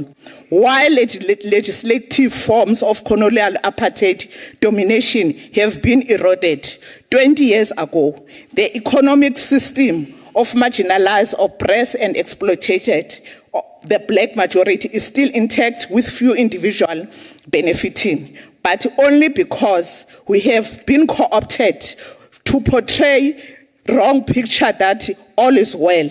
Noba sibona abantu balale bengadlile. The EFF has consistently shared various ways to address an alarming the gap between the have and nots of our society. We once presented tangible ways to address a crisis of poverty, not artificially at the static level, but from the very rooted cause. Expropriation of South African land without compensation for equal redistribution kufuneka yenzeke president ngoba umhlaba yeyona source yokuthi wonke umuntu kule ndawo sikuyo singakwazi ukuba abantu baphile bakwazi ukubeka ukutya etafileni. We need to nationalize imine, President. Asizuvela sifumane zonke ezi strategic sectors of the economy ngokuthandaza. Funeka si own a means of economy as a country. Singekuhambisa raw materials zinjalo zibuye sezi a complete project because awusinceda ukuthi abantu bakuthi bafumane umsebenzi. They should also include the mental and the banks and energy production and telecommunication return, ownership of central transport and logistic modes such as Transnet, Sasol, Metel, Eskom and Telcom, and all harbors of airport. Limit to foreign ownership, the strategic and monopoly sector, where the state does not exert full ownership in order to protect South Africa's sovereignty to the limit of repatriation of the profit. President. Build the state capacity that would lead to the abolishment of the tenders, because there's born as a tender as a sebenzi. Out of the 9 provinces, President, they're on the housing backlog. Free State and Northwest, they are the biggest contributors. Project is a human settlement about sebenzi umsebenzi funeka naleyo siyijonge president because we cannot sit all lunsare thulu mara lithura re bone baby lapho ko thong Northwest because Northwest is number 9. Build massive capacity in the public health care sector instead of attempting to hide inequity behind the NHI. That will strip the state resources whilst failing to address the structural issues immense on the healthcare sector. Poverty is deeply inclined to healthcare. Our people are not healthy because they are poor. The state shouldn't go through this housing construction campaign to improve quality of size of the low-cost houses. State should further regulate housing finance through providing housing finance that does not exceed the period of 10 years. Integrate human settlement in the real sense, be defined of the settlement-led the state, with guarantee bulk services such as water provision, electricity, sewer system, and more. Housing reposition should be illegal in this country. Ngoba belungu bathi umuntu noba sekyala i-15,000 athathele umzi wakhe abantwana babo balahlwe ngaphandle asizoni as a bank president. The state at all levels should have abolished the provision of sanitation whatever the people reside, and fundamental human rights should lead to the abolishment of the basket and the pit toilet. Upper a Western Cape President, black people and the colored are worse off than any race. They don't own land. They don't have houses. The crime rate is very high. Kodwa ba busy but where the DA govern yonke into lungile. Abantu babulawa abantu abamnyama abanamhlaba apha Western Cape. Implement the massive protective industrial development to create millions of sustainable jobs and introduce progressive and minimum wage in order to close the gap between the rich and the poor. Within the context of state-led industrial policy, the state should protect infant industry, particularly in the areas where the country does not enjoy competitive advantage. The industrialization of South Africa should opt to be both export-led and import-subsist industrialization.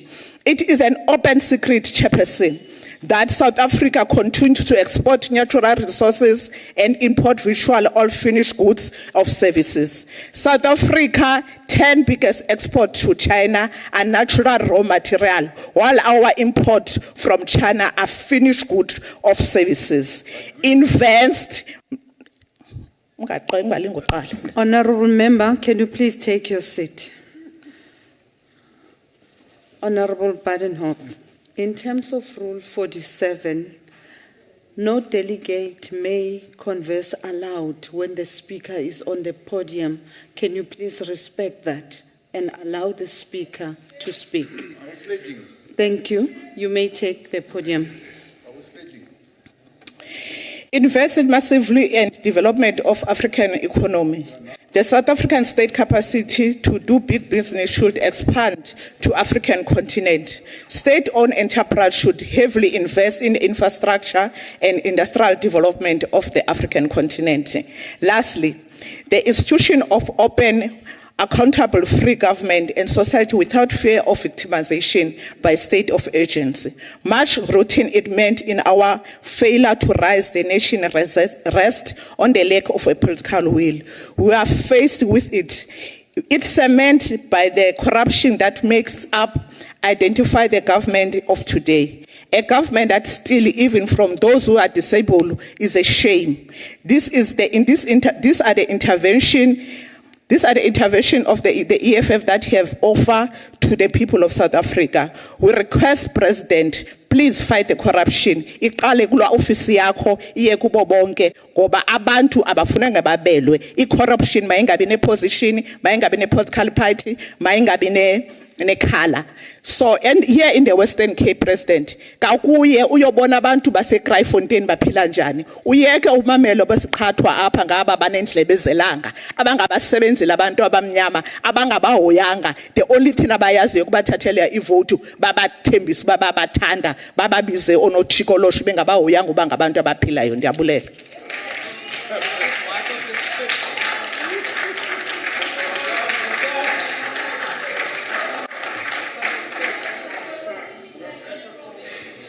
Order, honorable members. We are now moving to the next speaker, Honorable Briet.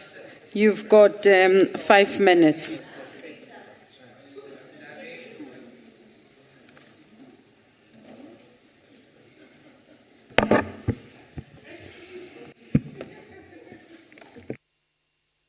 Thank you, House Chair. Agbare President, om amper die helfte van Suid-Afrikaners op een of ander toelaag te hê, is nie 'n sukses nie. En dit spreek ook nie van armoedeverligting nie. En dit is waarop ek gaan fokus. It is the cost of insufficient service delivery and dilapidated infrastructure on local businesses and agriculture that makes tackling the high cost of living almost impossible. In municipalities that do not have load reduction, yes, we've been without load shedding for 247 days today, but the damage has already been done. Recent findings showed that approximately 75% of all small to medium-sized businesses fail due to production killers like load shedding.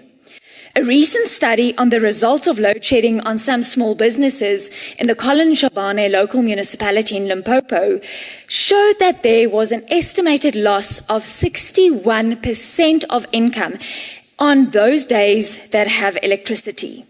And Colin Shabane is a small municipality in comparison. What will those losses be if looking at a city like Johannesburg, and how will it impact unemployment, or employment rather? As we've seen in municipalities in the Free State, like Ngwate, for example, that faces continual load reduction, job losses have been immense and are still continuing. Then, unreliable and unsanitary water supply issues are also wreaking havoc on both locals and our tourism industry. Some of our most poverty-stricken communities have had to pay money to drive kilometers to have access to clean drinking water. And areas like Southbroom in KZN that are tourist hotspots have reported being without water for multiple days at a time. And not all hotels and guest houses and small businesses can afford buying alternate means of acquiring drinkable water. And therefore, this leads to these small businesses shutting down because, let's face it, tourists don't want to go on holiday if there isn't any water where they're staying. This has and continues to lead to major job losses and closures of local businesses, doing nothing to further exacerbate the already devastated South African communities. The multi-million rand business, Clover, has had to move its factory from Lichtenburg in Northwest to eThekwini in KZN, where for many years it has employed the locals of Lichtenburg because of service delivery failures and the fact that they cannot meaningfully operate anymore. Many factories and businesses have had to spend more money on operational costs just to be able to function due to inadequate service delivery or at times a complete service delivery collapse. And therefore they have to drastically increase operation costs, forcing businesses, factories and farms to then unfortunately escalate their prices just to do business and be able to survive. And then as well, this amounts to people who are continuously finding themselves being unemployed due to mass layoffs because struggling businesses can no longer afford to keep these dedicated and hard-working staff in their employment. And this does not address poverty in the country. Honourable President, there are a number of glaringly obvious reasons why we are not satisfactorily addressing poverty or the high cost of living. One of these is that it has become almost impossible for businesses to flourish. The reasons above are just some of the mitigating factors. Meneer die President, I would have loved to answer you in depth on a question you asked businesses at the Business Unity South Africa Economic Indaba with regards to the problem with legislation and how it suffocates businesses, and I think it is very prudent in this debate. But unfortunately, I see my time is running out, and I don't think you would have liked what I had to say. So let me rather conclude by saying this. Agbare President, die oplossing om armoede te verminder en die hoë lewenskoste te verlaag is heel eenvoudig. Basiese dienste moet gelewer word deur betroubare energievoorsiening, skoon en beskikbare watertoevoer, gereelde vullisverwydering, slaggate moet toegemaak word, spoorweë moet werk, toegang tot kwaliteit onderwys, gehalte gesondheidsorg en die afskaffing van stremmende wetgewing. Dit is hoe ons Suid-Afrika sal herstel en bou. Honourable Priet, your time is up. Thank you very much.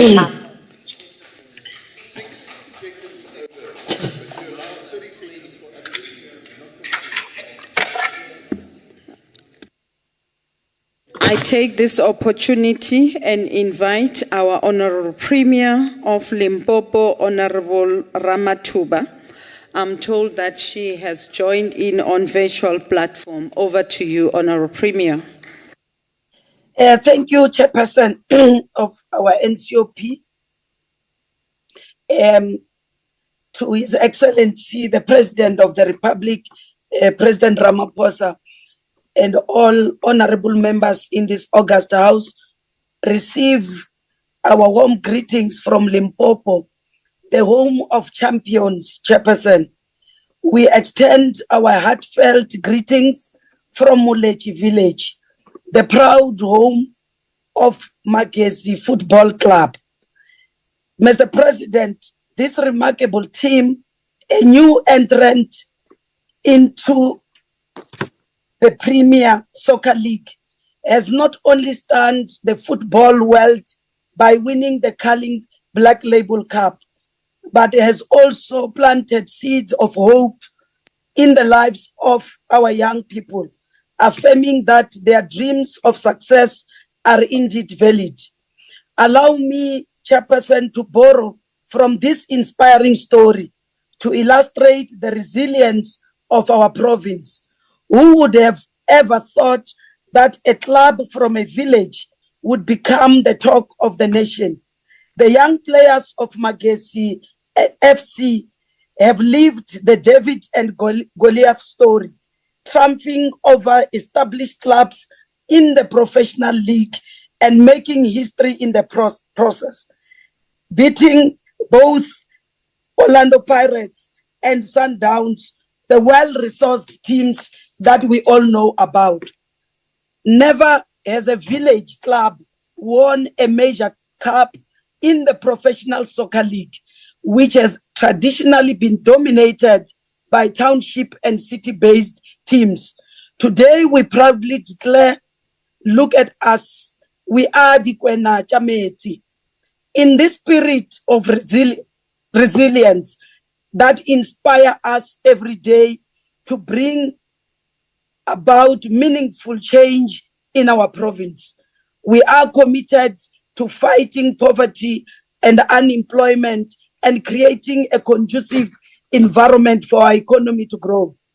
Chairperson, our people do not require much to thrive. The provision of basic services in a supportive socio-economic environment is essential. Chairperson, the President has articulated the priorities of this administration. The President spoke of inclusive economic growth and, of course, reducing poverty, tackling the high cost of living, and building a capable, ethical, developmental state. In Limpopo, we are fully aligned to these goals, and our actions are aimed at changing the narrative of continuously being referred to as a rural and poor province. At the beginning of this month, we implemented our commitment to attract investment in our province. While our initial aim was to raise 50 billion, we emerged from that Limpopo Investment Conference with an astounding 120 billion of pledges. These investments will significantly contribute to our efforts to grow the economy, combat poverty, and reduce unemployment. Notably, half of these pledges will be directed towards renewable energy, with 40 billion earmarked for solar plants in the Musina Makado Special Economic Zone. However, we face challenges from imperial lobby groups spreading misinformation about our intention with the SEZ. They claim that our development is coal-based, yet we are steadfast in our commitment to green energy. Furthermore, they falsely assert that we will destroy 6,000 baobab trees. This is a fallacy that we must collectively dispel. The 80 hectares designated for the SEZ do not contain that number of baobabs, and all protected species will be treated in accordance with the environmental impact assessment certificate issued. We the people of Musina Makado will not allow foreign interest to obstruct our fight against unemployment. We are determined to create over 20,000 jobs through this project. Just 2 weeks ago, Mr. President, we launched another 100 megawatt solar project in the Fitahomutuvatsi area in partnership with the Chinese ambassador and Samanco. This, Mr. President, you will remember, it's a follow-up of the agreement that was signed during your state visit to China. This initiative will reduce our reliance on the national grid while creating local jobs of our people. Honorable Briet, we just want to remind you that we are the first to admit the challenges of load shedding. You don't have to remind us. We know about it, and we committed to the people of this country that we are going to deal with it and fix it. And we have done so. Up to so far, we are on the right path to be able to deal with the issue of load shedding. And congratulations to you, Mr. President, and Minister Cyril Ramaphosa, who has managed in Sitokwa to fix load shedding at the Sitokwa way. You will remember Batokwa people of this province. Limpopo provincial government is actively engaged in various initiatives aimed at reducing poverty and addressing high cost of living. Since the beginning of 7th administration, we were focused on industrialization and beneficiation, particularly in sectors related to mining. We are committed to stimulating economic growth by supporting small and medium enterprises through funding, training, and resource provided by the Limpopo Economic Development Agency. Investment in infrastructure such as roads, schools, and healthcare facilities are crucial for economic development and poverty alleviation.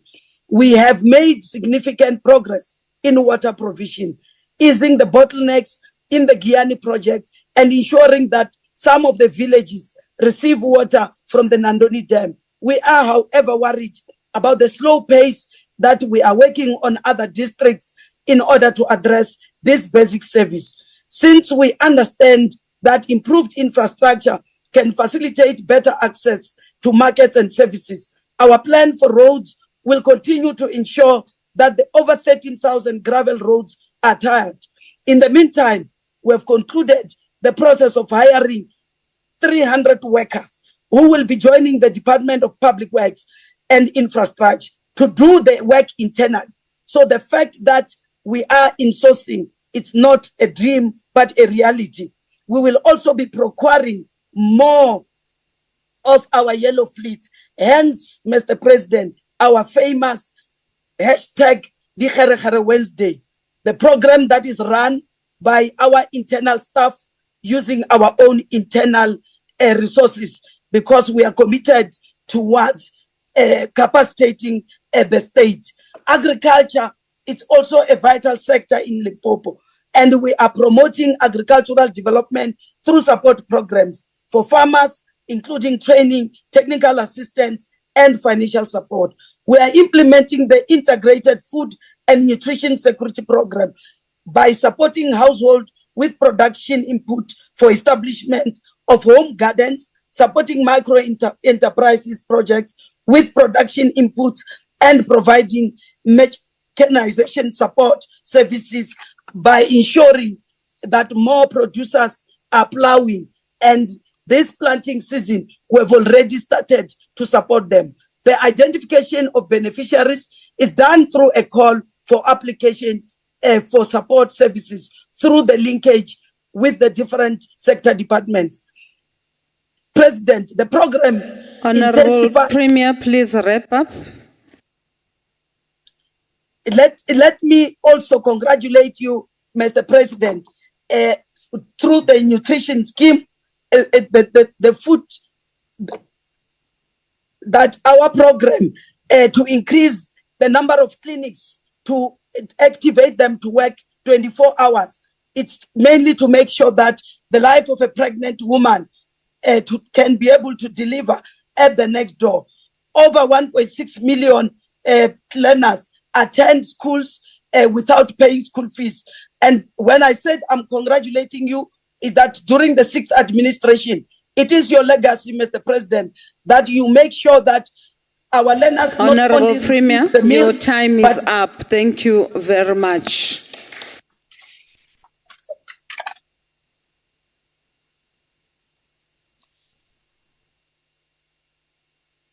Can I request the front table to please set up their time correctly so that we stick to the time. I'm now moving to Honorable MEC from Gauteng, Honorable Mamabolo.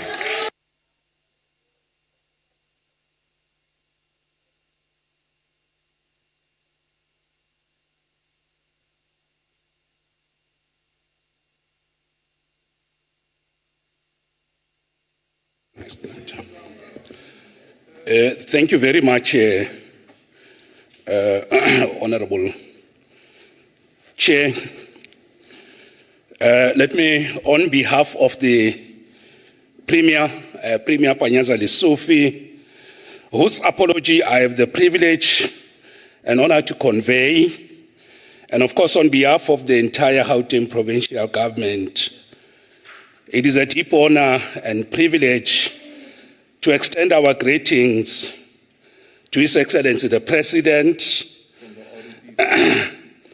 Let me also take this opportunity to greet the Deputy Chair of the NCOP and all the presiding officers, and of course the Chief Whip, acknowledge all the premiers, all MECs, the President of SALGA, all councillors. I must also take this opportunity to greet the Speaker of the Gauteng Provincial Legislature who's here with us, Honorable Madam Speaker Good afternoon to you and welcome. Now, honorable members, allow me, as part of this very important debate, to extend and convey our message of solidarity, best wishes, and of course, speedy recovery to all the people in the West Rand, in our province, especially those in Motlhakeng and Tukomsres that sustained injuries and for the loss of assets and property following the devastating rainfall yesterday in the afternoon. Our Premier and of course the Executive Mayor of the Rand West District local municipality have visited the areas, and of course our Provincial Disaster Management Center and the teams are on the ground to support the people, and we convey our best regards to all of them. Let me also take this opportunity to appreciate that the debate takes place within the period of the 16 days of activism for no violence against women and children, and we commit ourselves to fight gender-based violence and femicide. Now, honorable members, as a province, I must say we marvel, extol, and appreciate the deliberate choice of the theme for this debate today, dedicating our efforts towards reducing poverty and tackling the high cost of living, close quote. Now, honorable members, the President has spoken so eloquently and so well, and we welcome the message from the President. Let me also just add that Karl Marx has been sufficiently quoted, Amica Cabral, and I think all has been said by the leading premiers and all the other speakers before me. But it is very clear that, President, whilst we think as a province that we have correctly and adequately focused us on the bigger picture and the strategic task, and I thought your message was loud and clear. You talked to where we come from, where we are, and outlined in a very reassuring way the way forward. We also take note that apparently some of the members that have debated here have found it very much difficult to grasp the strategic and essential content of what the President said, and you could hear in what they said.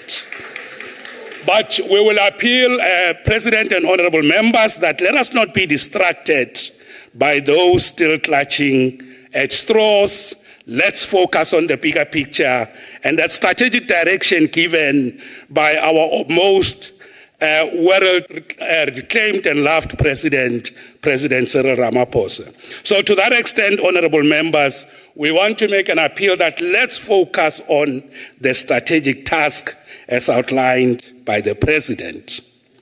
Now, having said that, I would like just to briefly say that the province of Gauteng, led by our Premier and of course by all members, is focusing itself on the following priorities: economic recovery and reconstruction, fighting crime, corruption, vandalism and lawlessness, changing the living conditions in 26 townships, 700 informal settlements and 6 hostels, strengthening the capacity of the state to deliver services to our people, health and wellness, which called for a mandate, and of course realignment of our priorities. This, honorable members, is what constitutes the point of unity and the task at hand before the Gauteng provincial government. Let me take this opportunity to inform members that the provincial government of Gauteng's effort to reduce poverty, to empower the people, to improve the quality of life is anchored on our well-celebrated program known as Nasi Spani, led by our Premier. This program has created 90,000 job opportunities, and I think its success is unprecedented. I can say, Honorable President, that I'm quite sure that our province must be definitely the leading one on meeting the ANC targets of creating job opportunities. I'm quite sure that we are number one if an evaluation was to be done based on NASI's PANI.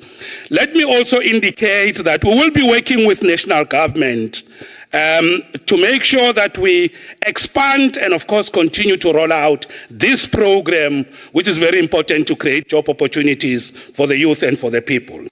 I must also say we are very much pleased that our special economic zones in the city of Tshwane, the city of Ikuruleni, at OR Tambo, that's coming in Sidibeng and the West End, remain the backbone of making sure that we create jobs and drive income and revenue to our households to fight poverty. We remain the province that is leading on the target of financing and supporting the township economy, the SMMEs and cooperatives, and I'm talking here about a share of our annual budget that goes to support SMMEs, cooperatives, and of course the township economy.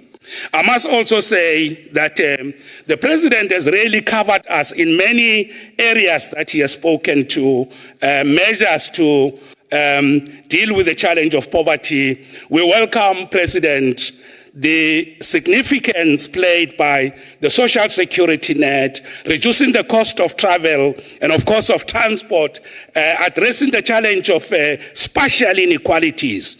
We also agree with you, President, about infrastructure, and I particularly like the word that the president used in signifying the importance of infrastructure. And he used the word, I hope I got it, President, subject to your correction. I like the word of the flying wheel to support and drive the economy. I looked at this word, the flying wheel, and found that it means a mechanical device that stores rotational energy and helps keep the engine running smoothly.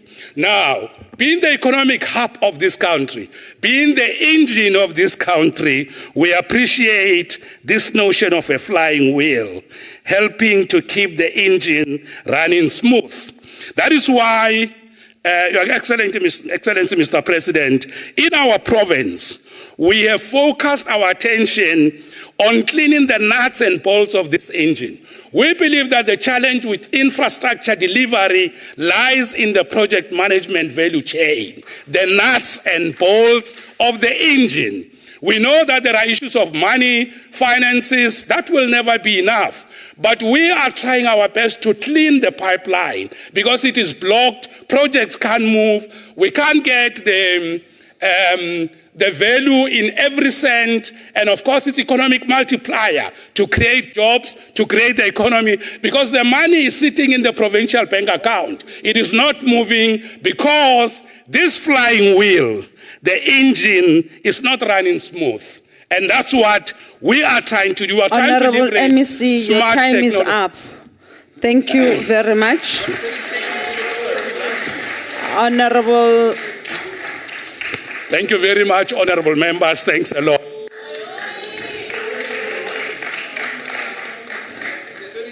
Honorable members, order. I'm now taking this opportunity. I'm inviting Honorable Billy to take the podium.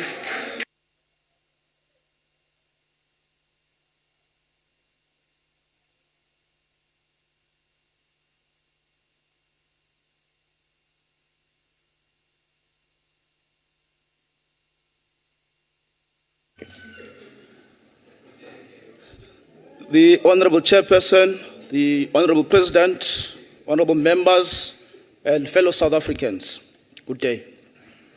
Chairperson of the NCOP, many of us here today will speak about our experiences, the experiences of our people, the people that we serve, the hardships which includes poverty, crime, unemployment, and many other social ills which still persist in our communities.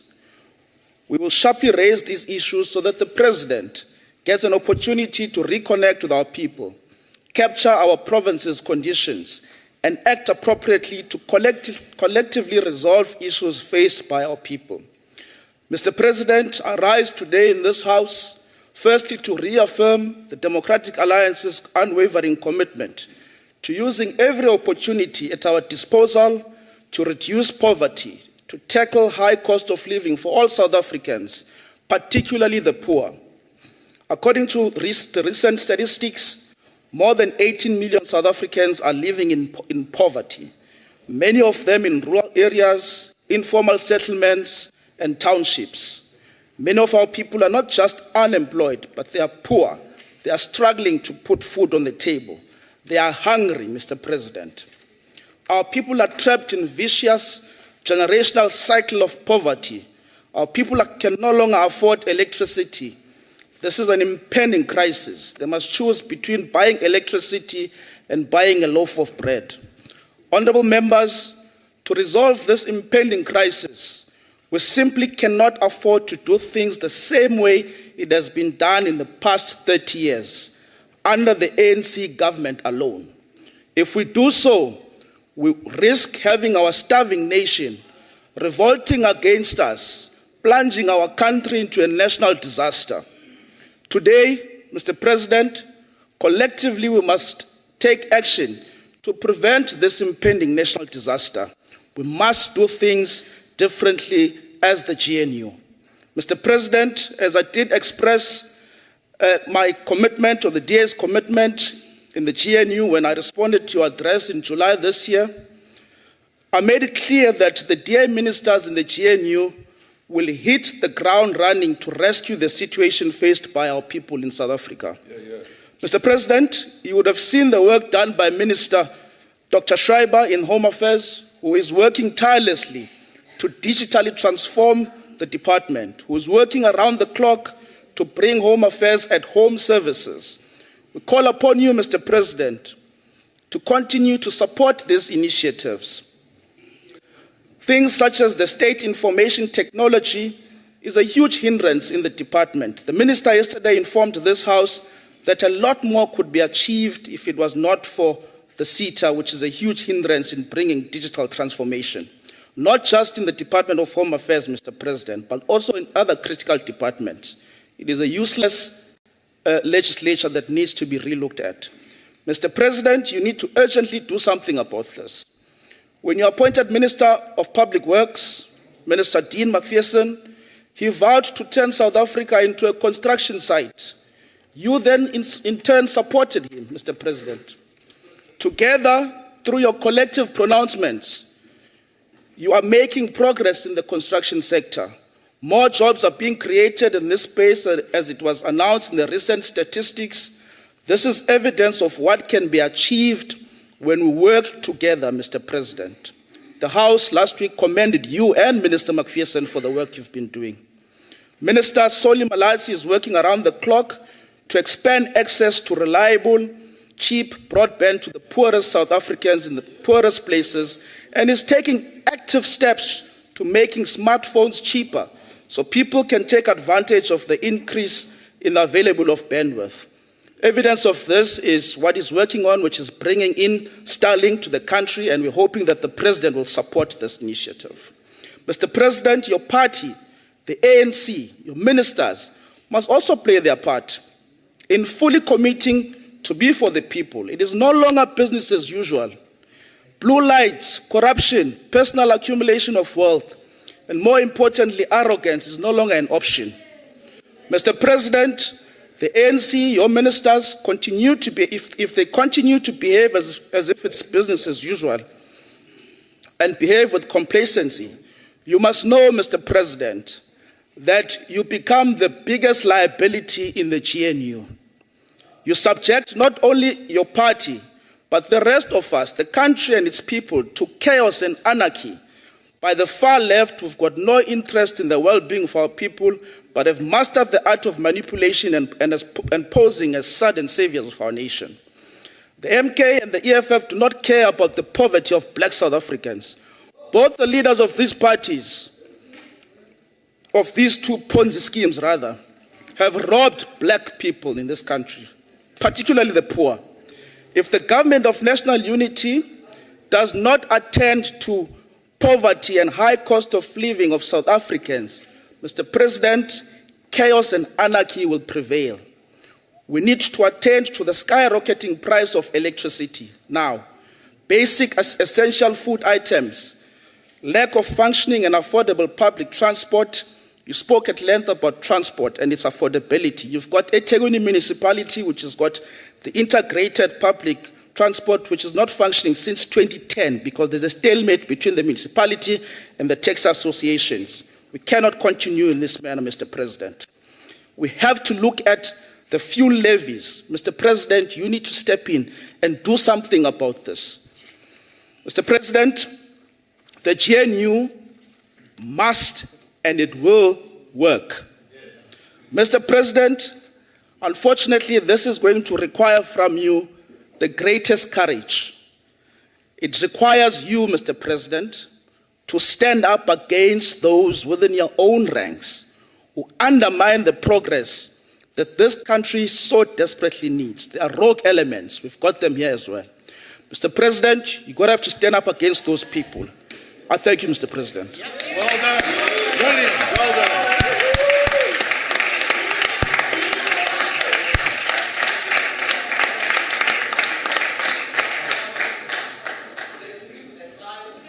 Take that. Thank you, Honorable Billy. We are now moving order, honorable members. Order, honorable members.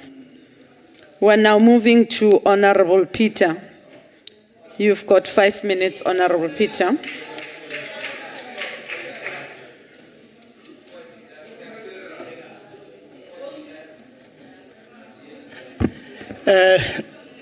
Sihlalo wendlu NCOP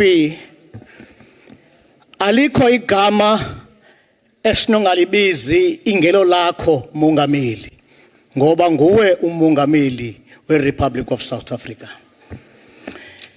I-restation sagqitha kuzo mongameli. Izicengcelezo sagqitha kuzo South Africa.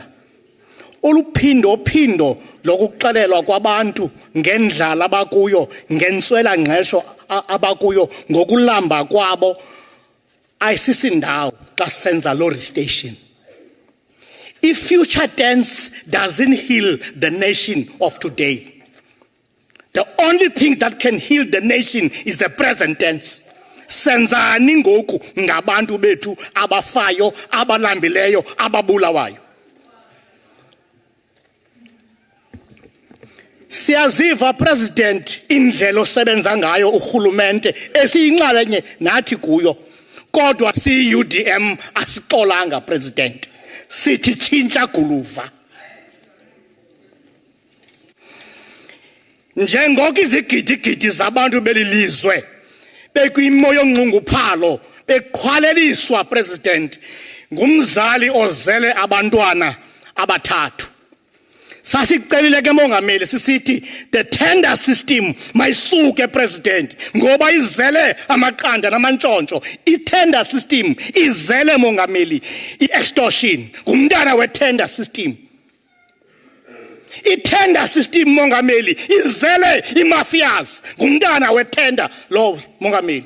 Bayaphela abantu mongameli omhle welilizwe bapheliswa i-tender system.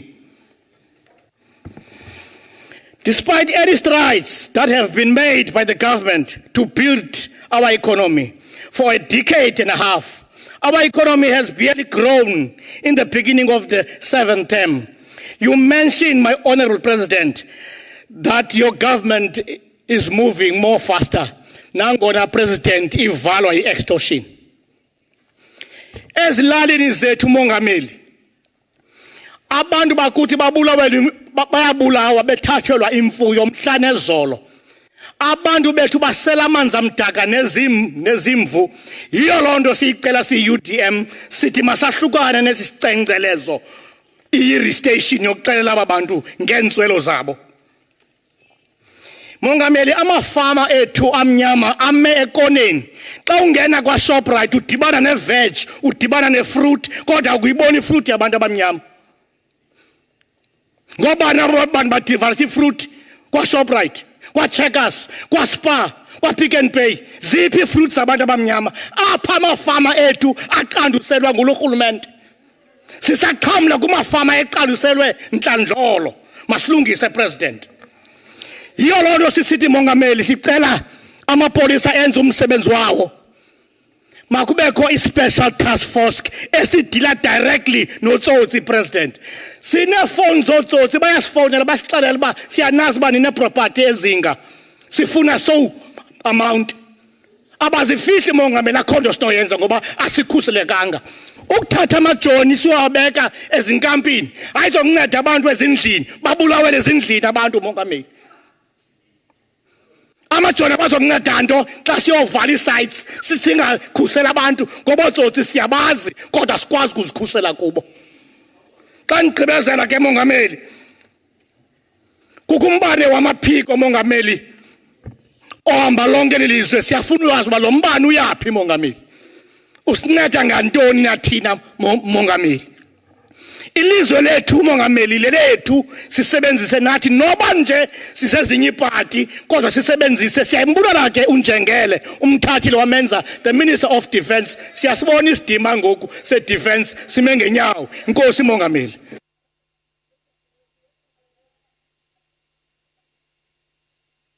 Thank you very much, Honorable Peter. Order, honorable members. Order, Honorable Makesini. I'm now inviting our president, the president of SALGA, Councillor Stofile.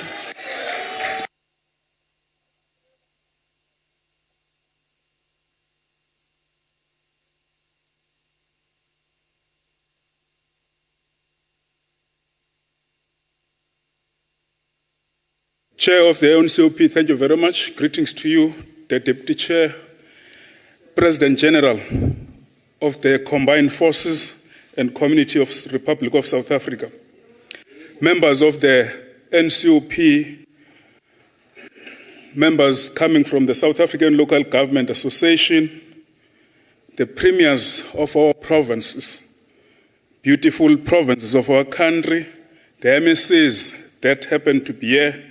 It is indeed a privilege to say a few things on this debate that has been convened by yourself, Chair, and we really appreciate it under the theme, Efforts Towards Reducing Poverty and Tackling the High Cost of Living. And our entry point on this, all these things happen in the local space, in the local government space. And the critical part of that is how do we collaborate and coordinate our efforts and make an impact on the life of ordinary people. This calls upon all of us to act with purpose and unity, emphasizing the vital role of local government in realizing such a vision. Local government is the sphere of government where the people's aspirations meet and must be met by the state in action. It is here that service delivery, development, and democracy should find expression. However, we must also acknowledge that local government is the sphere that is most vulnerable to fiscal pressures, governance breakdowns, and increasing community demands. Local government is literally where a state meets its people.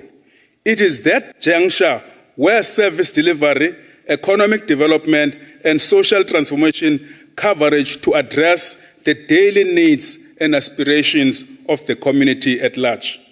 We often say that local government represent the legs of a body, legs of the state that carrying the weight of the service delivery and governance.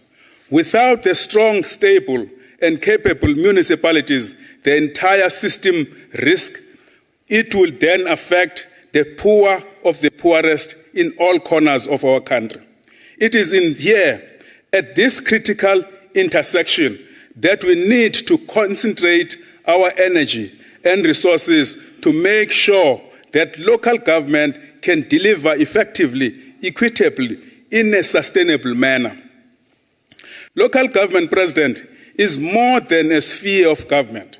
It's a bedrock on which the entire state rests. Cities and towns are therefore the legs of the state and the entire government. The sphere of service delivery, the municipalities are therefore expected to render essential services to the people ensure economic development, and enhance the quality of life for all South Africans. At the same time, we readily admit today that municipality cannot achieve such a mandate in isolation without collaborations and coordinating our efforts. Local government must work in collaboration with the national and provincial governments, traditional leaders, community-based organizations, and the private sector. When we unite in purpose, no challenge is insurmountable. Together, we can eliminate redundancy, integrate our efforts, and deliver services that transform our lives. Our Constitution, President, entrenches cooperative governance as a principle which binds the three spheres of government. However, the reality is that these spheres often operate in silos. This is what you said in your opening of the 7th Parliament, which harms our communities. We must recommit to strengthen intergovernmental relations. This is not merely a legal obligation. It is a moral and practical necessity that we must, all of us, commit to. Collaboration, we can address overlapping mandates, align developments, priorities, and focus on the collective objectives of meetings of our people's interests today. SALGA remains committed to acting as a conduit for local government, ensuring that municipalities have a voice in the decision-making processes and that local needs are adequately addressed. We must also recognize the role of traditional leaders and community-based organizations as a vital partners in governance. Their inclusion ensures that our policies and programs reflect the lives and realities of their people. And that is why, President, on behalf of the SALGA, we appreciate your commitment and engaging with us in the recent past about the amendment on the electricity bill. And when you listen to us, when we explain the devastating conditions if that law, it comes to effect insofar as the municipality is concerned. I want to raise this and link it with this issue that chronic underfunding in local government undermines the municipality's ability to meet community needs. This challenge is particularly pronounced in the province like Northern Cape. I think this House will remember the Premier of Northern Cape, when you met the Minister of Cooperative Governance, he raised that in his province, he's managing 1.3 million people. 800 of that 1.3 are depending to government grants. And that, if you can look into that interpretation, then it says the payability of households to municipal services is very low. And that's what it was said in this House. And we believe that the Premier of Northern Cape statement reinforced SALGA's assertion that the current funding model for local government is outdated and inadequate. The 1998 White Paper on local government made some critical assumptions about the financial viability of municipalities, particularly their ability to raise revenue from key trading services. It was expected that two major trading services, namely electricity and property rates, will be able to drive the increase in ability of collection in the municipality into the future. With the introduction today of the solar panels or system into local government, it tells us that we need, President, to borrow from Thomas Sankara's word. We must have the courage to turn our backs from using the old formulas and have the courage to invent the future.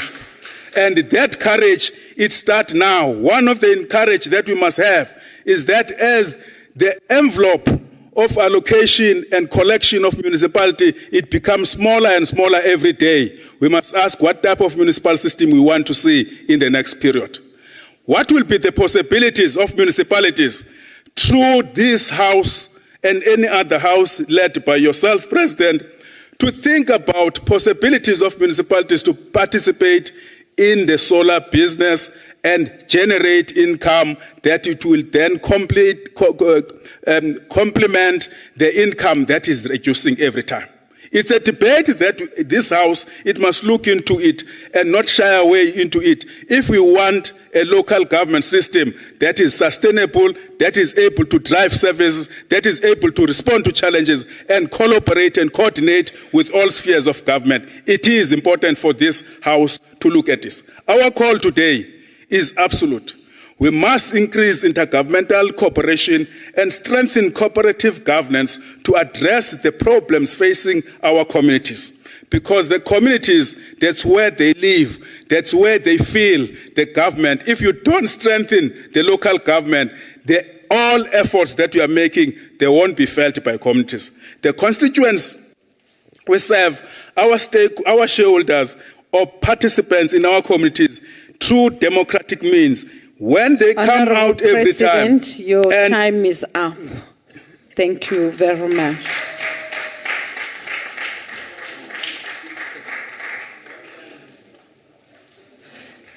I take this opportunity and invite Honorable Legwase to the podium.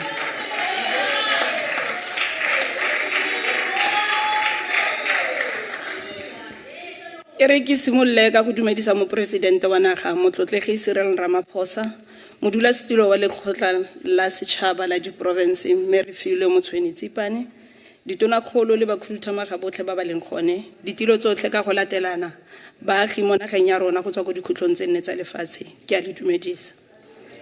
I stand before you in this esteemed chamber of the NCOP to address a matter of urgent significance, dedicating our efforts towards reducing poverty and tackling the high cost of living. Before I start, Honorable Briet, there must never be a point where we are pushed to remember our history where a black person was not afforded a chance or were expected to travel kilometers without water. And there was a point in time where a black person was not supposed to have electricity. Please do not take us back there. Honorable Chairperson, the freedoms which democracy brings will forever remain hollow and carry on meaning to the vast majority of our people if we are not accompanied by real and tangible improvements in their material lives. Mr. President, during the OPA, I said to you, it is because I understood that we need and we must work tirelessly and unshakable We need to work tirelessly and with unshakable conviction to accelerate economic interventions aimed at tackling and entrenched inequalities, rampant unemployment that continue to plague our nation, breeding poverty and despair among millions of our people.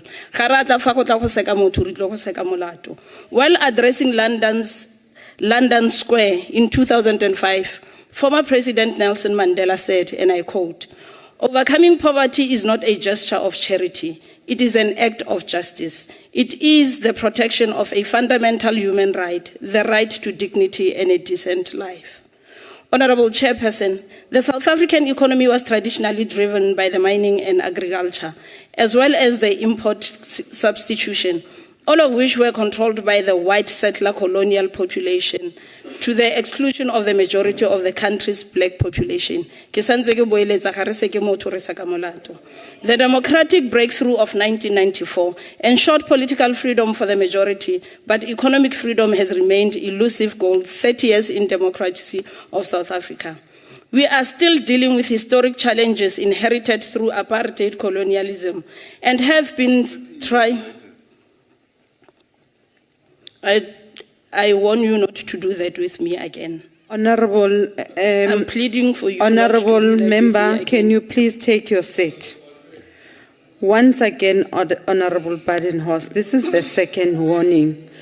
I'm referring you to Rule 68 as well.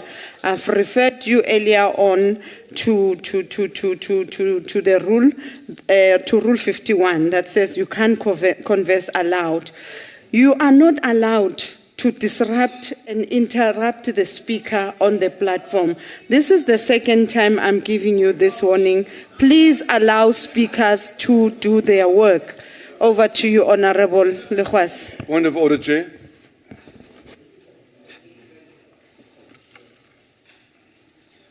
On which rule are you rising on? On the principle, Chair. Can you sit down? The rule says Can I you can rise on the proceed, principle. honorable member? Can you please sit down?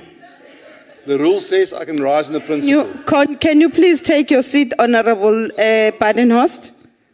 Please. You are inconsistent in your rulings, Chair. Thank you. You can take your...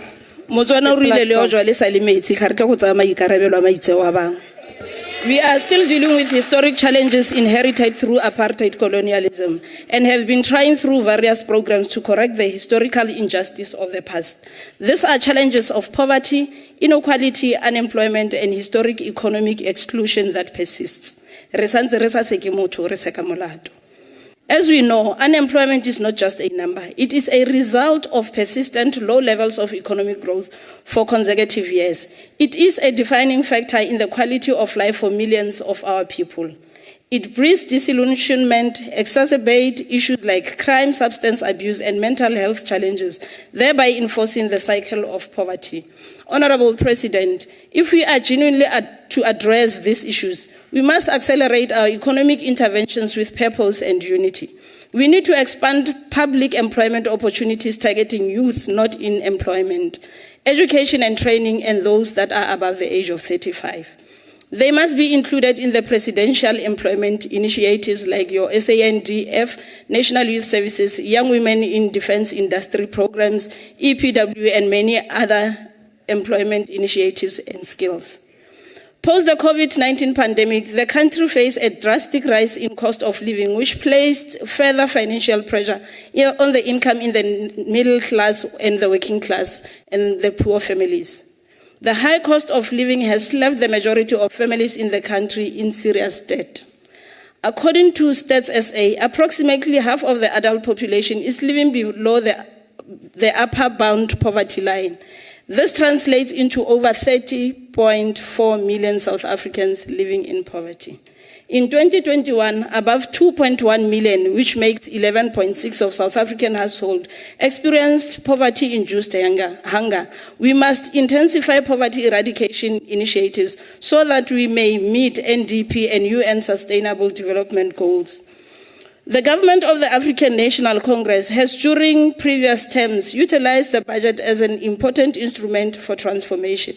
60% of the budget was directed at social wage through social grants, non-fee paying schools, public health and government employment skills such as EPWP. However, while these initiatives alleviate poverty, they do not move the masses of our people from economy of poverty, but to an economy of affluence. Honorable President, we must give meaningful effect to the statement in the Freedom Charter that says, the land shall be shared amongst those who work it. One of the most critical interventions of the government need to intensify is the acceleration of land reform program. Land ownership remains central, not only to economy empowerment, but also to social equity and stability of our country. For generations, land ownership has been skewed, denying the majority of Africans the ability to derive economic benefits and income from the vital resource.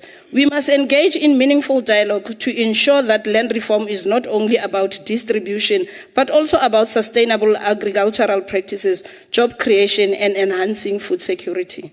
We do acknowledge there has been progress in land reform. However, more needs to be done in this regard.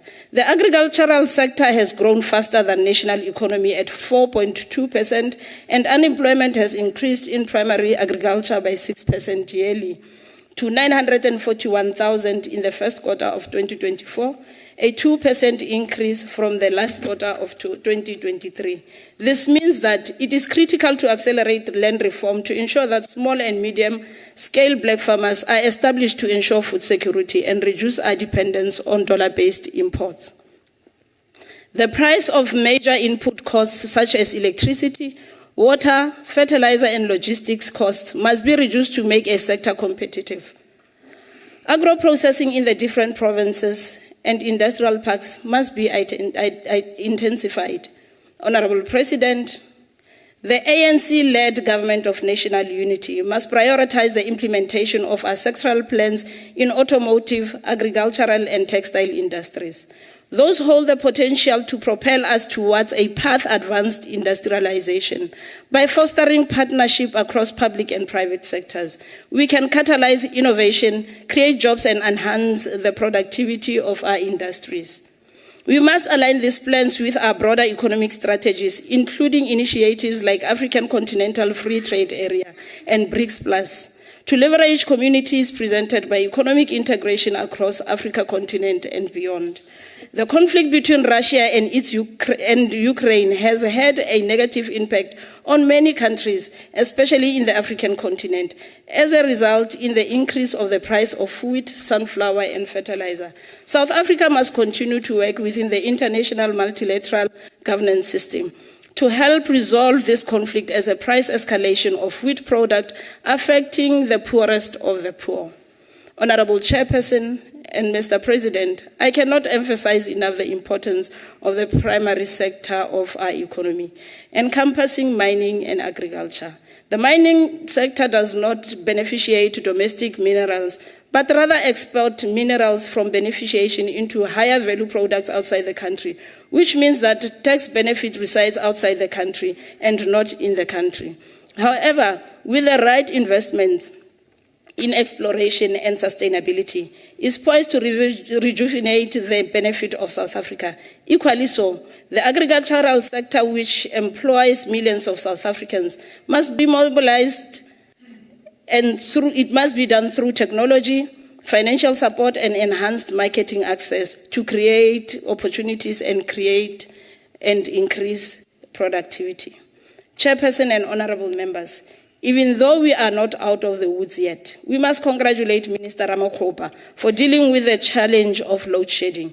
However, the price of electricity has become extremely high, and this is hitting hard on our people.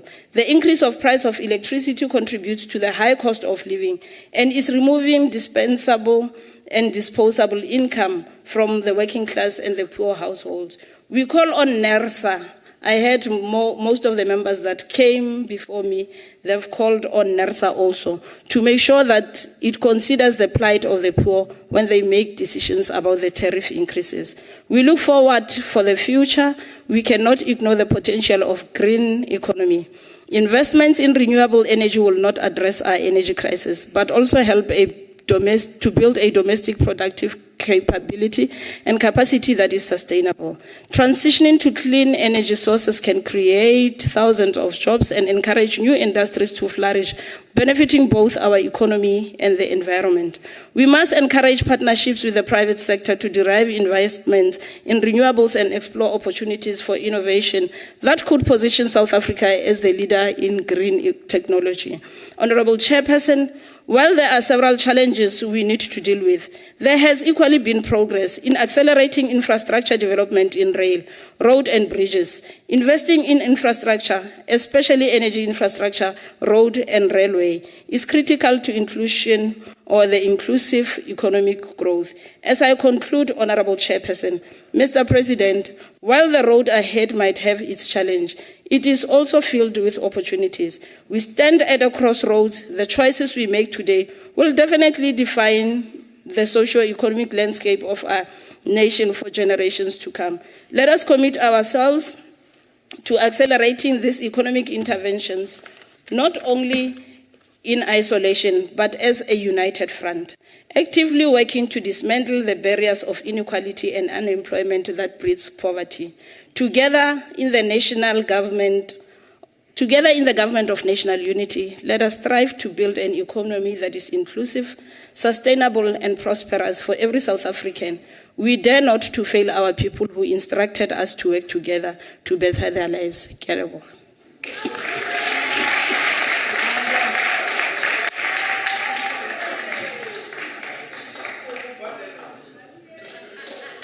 Thank you very much, Honorable Lekhwase.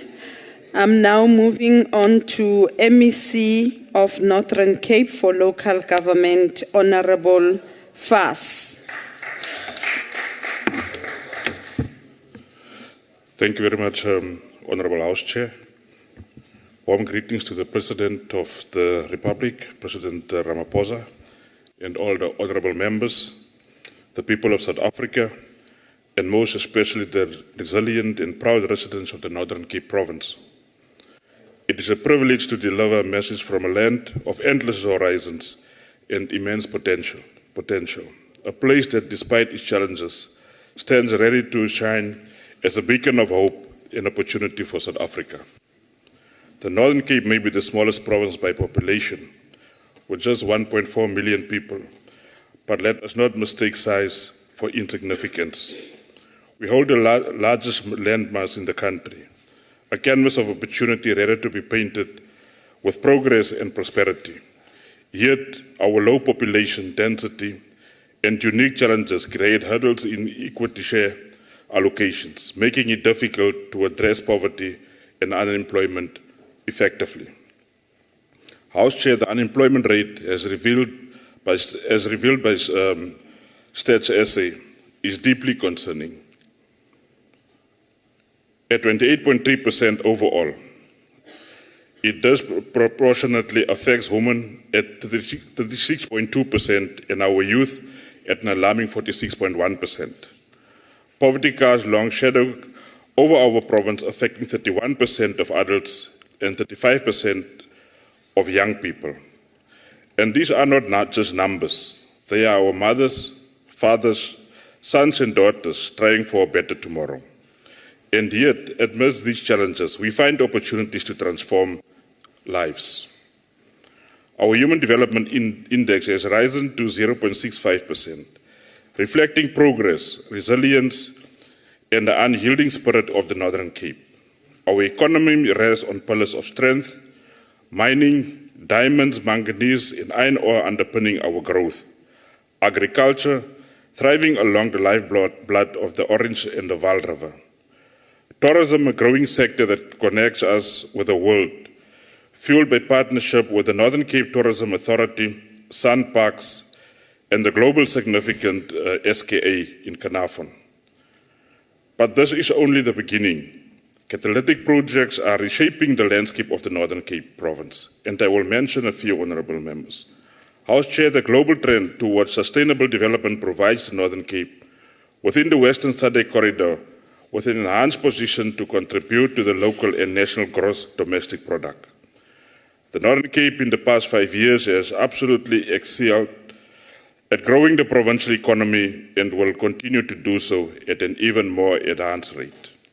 Key primary resources in terms of mining and agriculture produce of the Northern Cape has left our borders for more than a century in bulk format with limited to no beneficiation. Along the resource and population nodes, key clusters was identified that aggregate the natural resources, activities, and provide for the primary upstream and downstream opportunities. In addition, as the global energy transition had its advent, and there is since 2015 a focused effort to transition the globe to a zero-emission state ever since the Industrial Revolution more than 250 years ago. This strengthened the Northern Cape position even more, and the Sixth administration laid a solid foundation. Wide open spaces, some of the best solar radiation, and wind in the SADC region, combined with the traditional iron, manganese, and then the latest new era critical and industrial mineral places the Northern Cape on an enhanced growth trajectory. The investment that extends from Katu Industrial Park in the Kamagara mining corridor, the Uppington Industrial Park focusing on logistics, agricultural, and energy generation, combined with the Namakwa SEZ in Aggeneys, with mineral beneficiation, logistics and agriculture, and in Boegoebaai Deep Port, Harbour and the Energy Special Economic Zone provide for a stable and enhanced growth trajectory for the Northern Cape into the future. Key milestones has been achieved and enables the critical next steps that we as the 7th administration will enable. We achieved the first ever special economic zone status for the Northern Cape with multi-nodal capacity. The anchor investor Vedanta is advancing well, and as a government we are investing in securing bulk water and energy to the SEZ, and to equip the SEZ with inner boundary infrastructure. And this will see water, energy, roads, top structure, security to mention as a few. The planning phase is underway, and the provincial government with Infrastructure South Africa is appointing specialized service providers to assist with the planning and funding models. In addition, is parallel studies underway to assess and provide for skills and enterprise opportunities associated with this investment.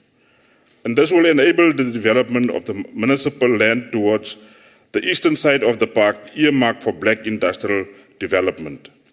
House Chair, one of the key strategic breakthroughs for the province post the Renewable Energy Independent Power Producer Program is the advent of the global energy transition, with green hydrogen being identified as the resolve for the 30% of an economy's hard to abide sectors. The Northern Cape has taken the lead.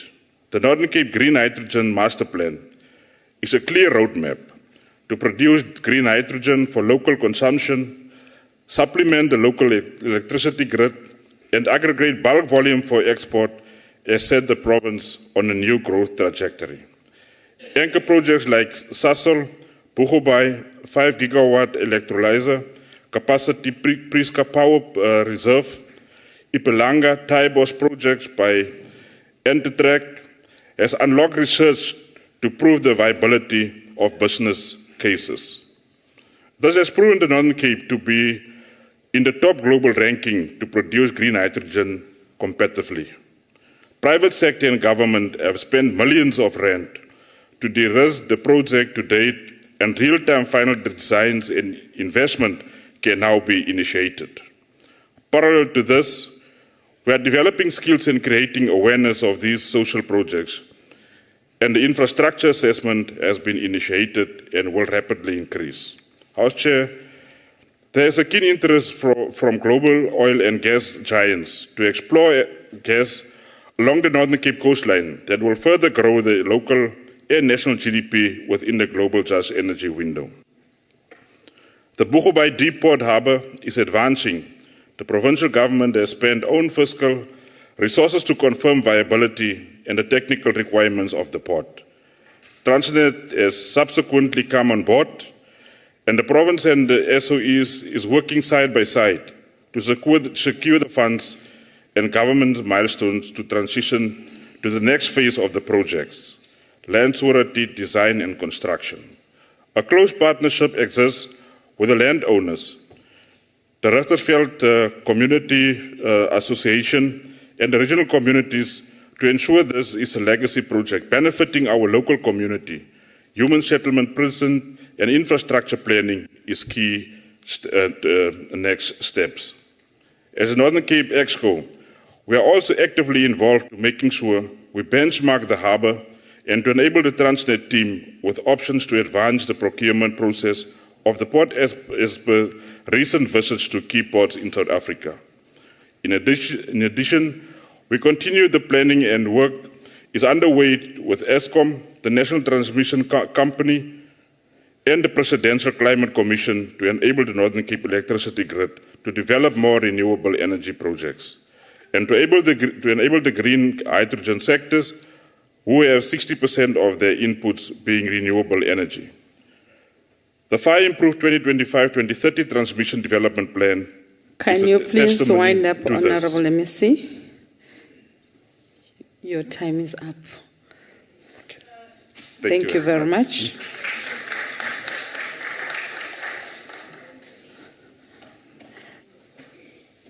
Honorable members, I now take this opportunity and invite the Premier of Mpumalanga, our Premier, Honorable Ndlovu.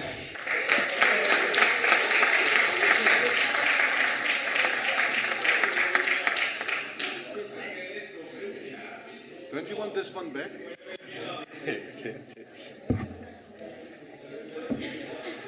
He says he wants to go back.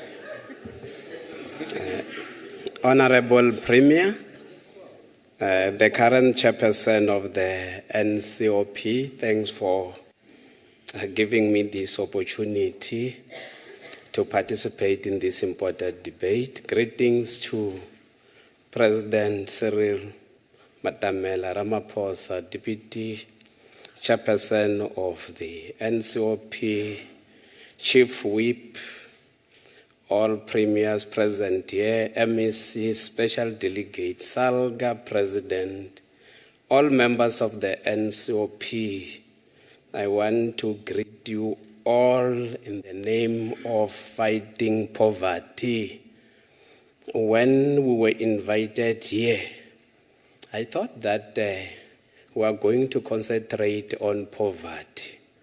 But I realized later, when I was sitting there, when others wanted to remind us about elections, that people did not vote for the government of national unity. Indeed, we know that the ANC contested elections and we won with a plurality majority.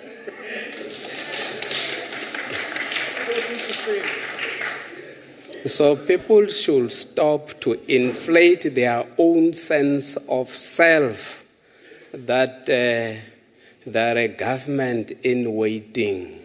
They'll wait up until the crack of the doom. Some of the problems that we're having today in South Africa, we don't want to remind people that these problems were created by some of your leaders.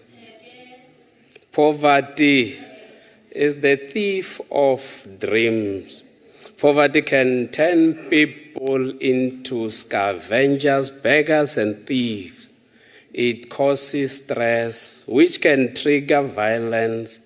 In South Africa, as in other societies, poverty increases the frequency and severity of domestic violence. I fully agree with President Mandela when he said, as long as poverty, injustice, and gross inequality persist in our world, none of us can truly rest. I accept the call from the Honorable President CR that we should dedicate our efforts towards reducing poverty and tackling the high cost of living. Statistics indicate that in Mpumalanga, the poverty rate currently stands at 51.2%, which is a significant improvement from 64.3%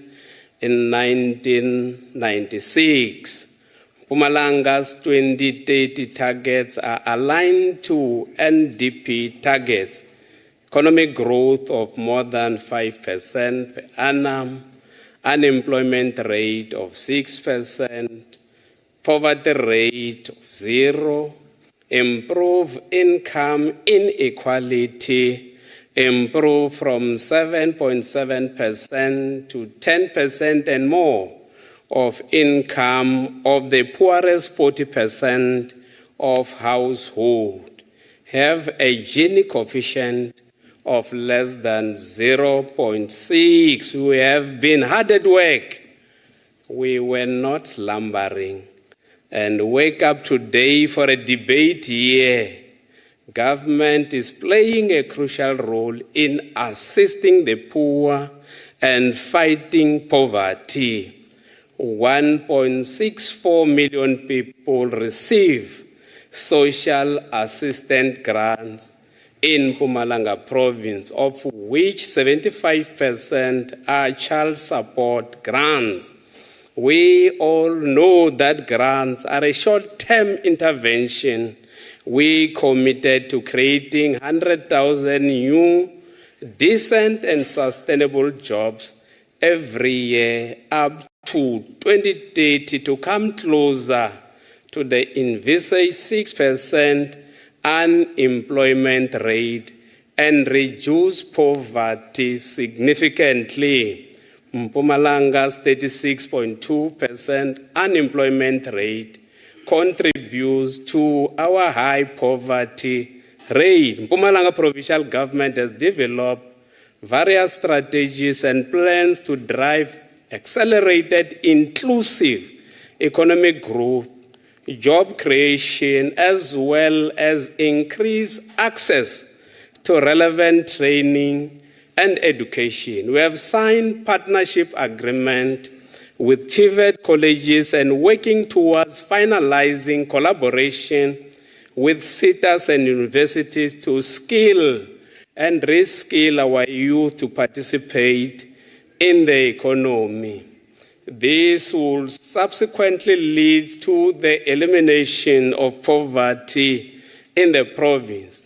Notable plans have been developed, such as the Mpumalanga Economic Growth and Development Path, SME Strategy, Tourism and Development Plan, Trade and Investment Strategies, Partial Development Plan, Infrastructure Master Plan, catalytic projects of the Mpumalanga Economic and Reconstructive and Recovery Plan. Our department and public entities must ensure that we implement all these plans to address the triple challenges in our province. The Mpumalanga Industrial Development Plan develops an integrated and diversified industrial base by leveraging existing industrial centers of competence, including mining, agriculture and forestry, agri-processing, metals manufacturing, and petrochemicals. The Premier's Youth Development Fund has empowered 182 youth-owned businesses at the cost of 249 million in different sectors such as manufacturing, mining, tourism, ICT, retail, transport, and logistics. The allocation of budget is biased in favor of businesses that are owned by youth, women, and people with disabilities. We are now operationalizing the Mpumalanga International Fresh Produce Market, which will stimulate rapid, inclusive economic growth in the agriculture sector and create more decent jobs at both the farm and market level. The market will create 96,400 permanent and seasonal jobs at a farm level. Mpumalanga farmers will utilize it to trade their produce to local and international markets. The market will also assist to revitalize agricultural production of the 1.7 million hectares of the land that has been transferred to our people. Will establish 4 food market squares in each of the 400 wards in the province, bringing the market closer to the people and creating 1,600 small, medium, and micro enterprises to operate within the food market sector. We are diversifying our tourism in Mpumalanga.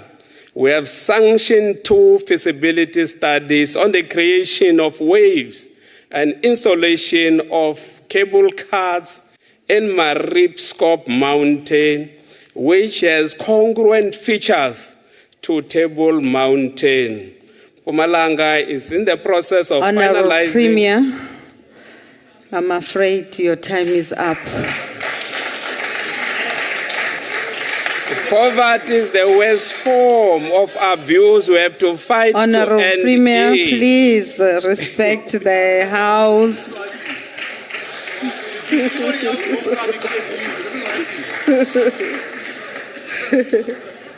Now I can see you had a lot to share with the House. We'll allocate you special time as well to come back. We are now moving to the next speaker, Honorable Badenhorst.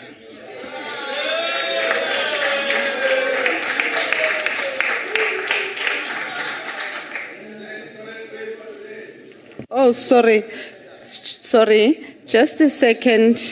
You know, Honorable Badinos, can you please take your seat? But you called me to the chair. No. Can you please take your seat?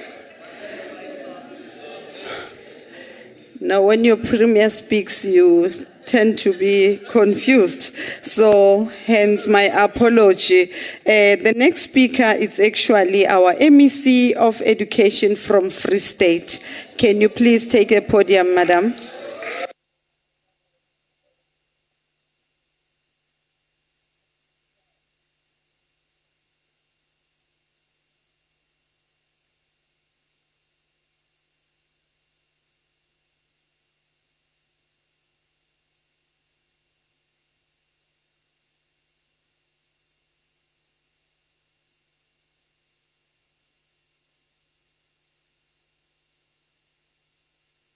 Order, honorable members. Honorable Mabuya, the time is yours.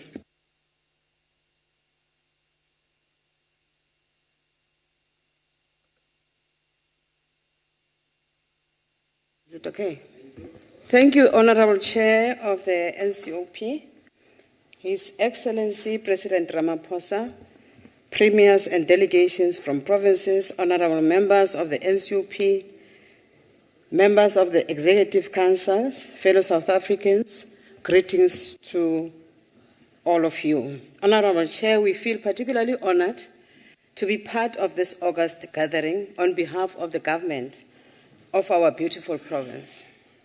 On the occasion of an annual address of His Excellency, President Ramaphosa, under the theme, dedicating our efforts towards reducing poverty and tackling the high cost of living. This debate shall be extraordinarily futile unless we locate the history of poverty and inequalities in South Africa. The country comes from a colonial and apartheid past, which excluded all categories of black people from any meaningful participation in the economy of our country.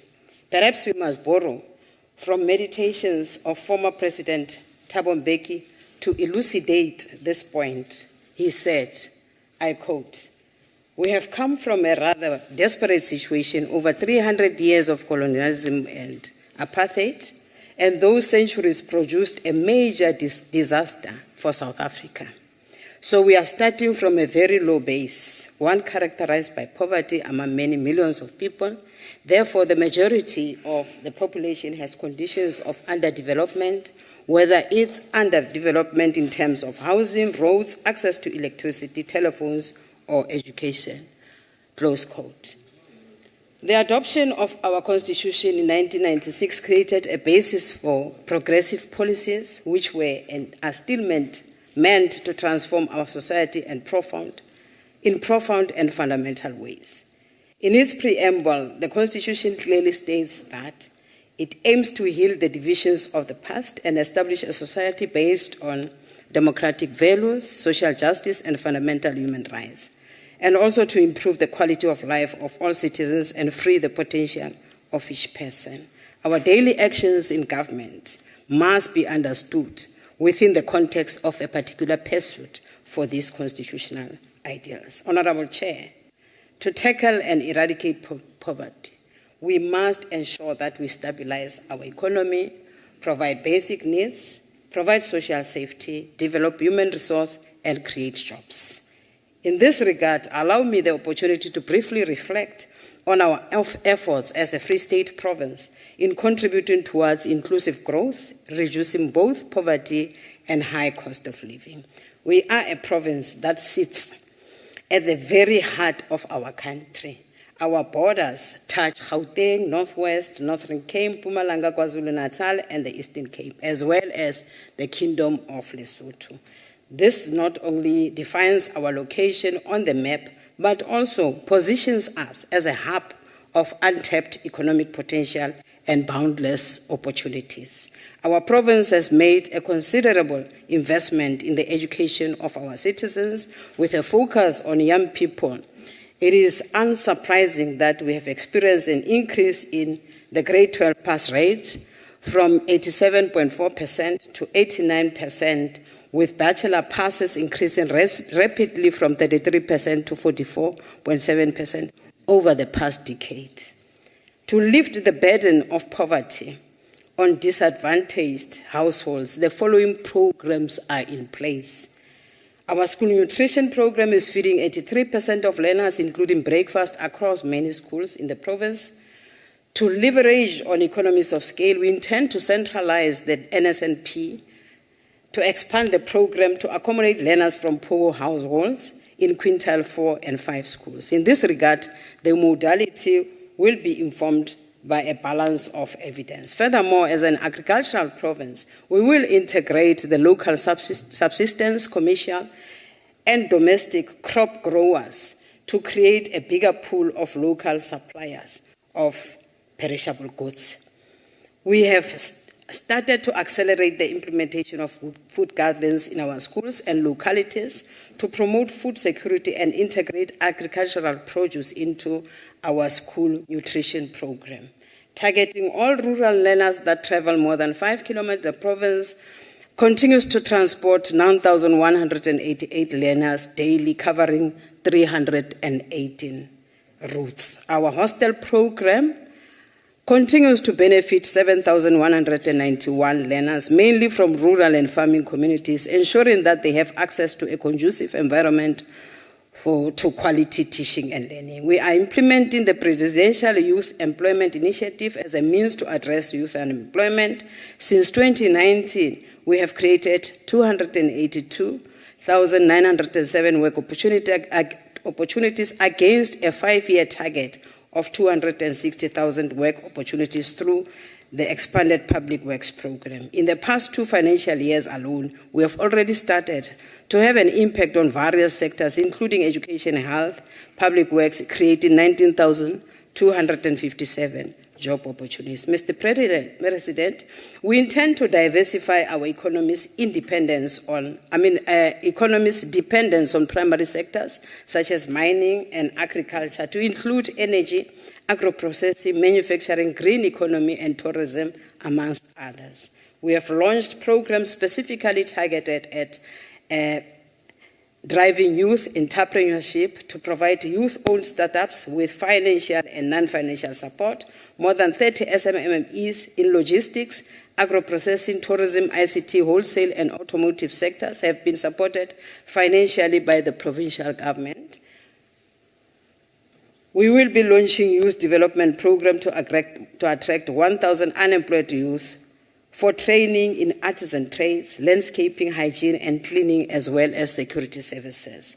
We are happy with the progress made by the Botshabelo Digital Hub, which is currently training youth on digital skills. This will undoubtedly go a long way in integrating young people into the mainstream economy. We have launched several skills development initiatives, including automotive trades training in partnership with Mersita, benefiting 200 individuals over 3 years, and a program with Food BevSita, supporting 300 participants in the food and beverage sector.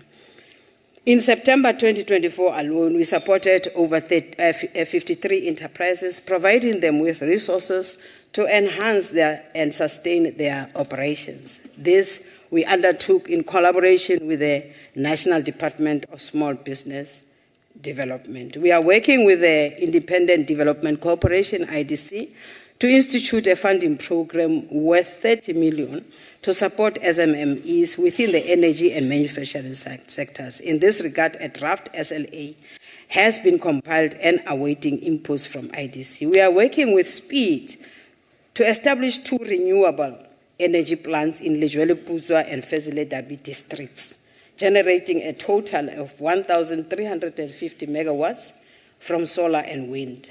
This includes renewable energy facility between Ventersburg, Senegal, Stainsres across 30,000 hectares of land, with the potential to generate 700 megawatts of winds and 300 megawatts of solar energy. We are working with Gauteng towards the development of the Vaal City region, which will incorporate Metsimaholo and Mfuleni municipality. This work will include the establishment of the Vaal River SEZ. Furthermore, we will be working together with Gauteng and KZN provinces in the development of the N3 development corridor, which will include the creation of the Harrismith Logistics Hub. Our administration is working harder to transform the Free State into a logistical hub to facilitate the movement of goods and goods cheaper and faster. To this end, we have turned the Free State into a construction site through a number of projects, and I will not even go into them. But we just want to indicate that Honorable MEC, currently, I'm afraid your time is up. Thank you very oh my much. God.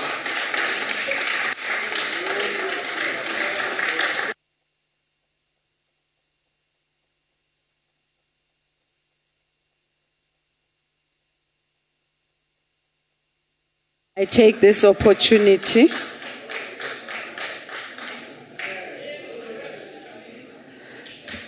Thank you very much, Honorable MEC.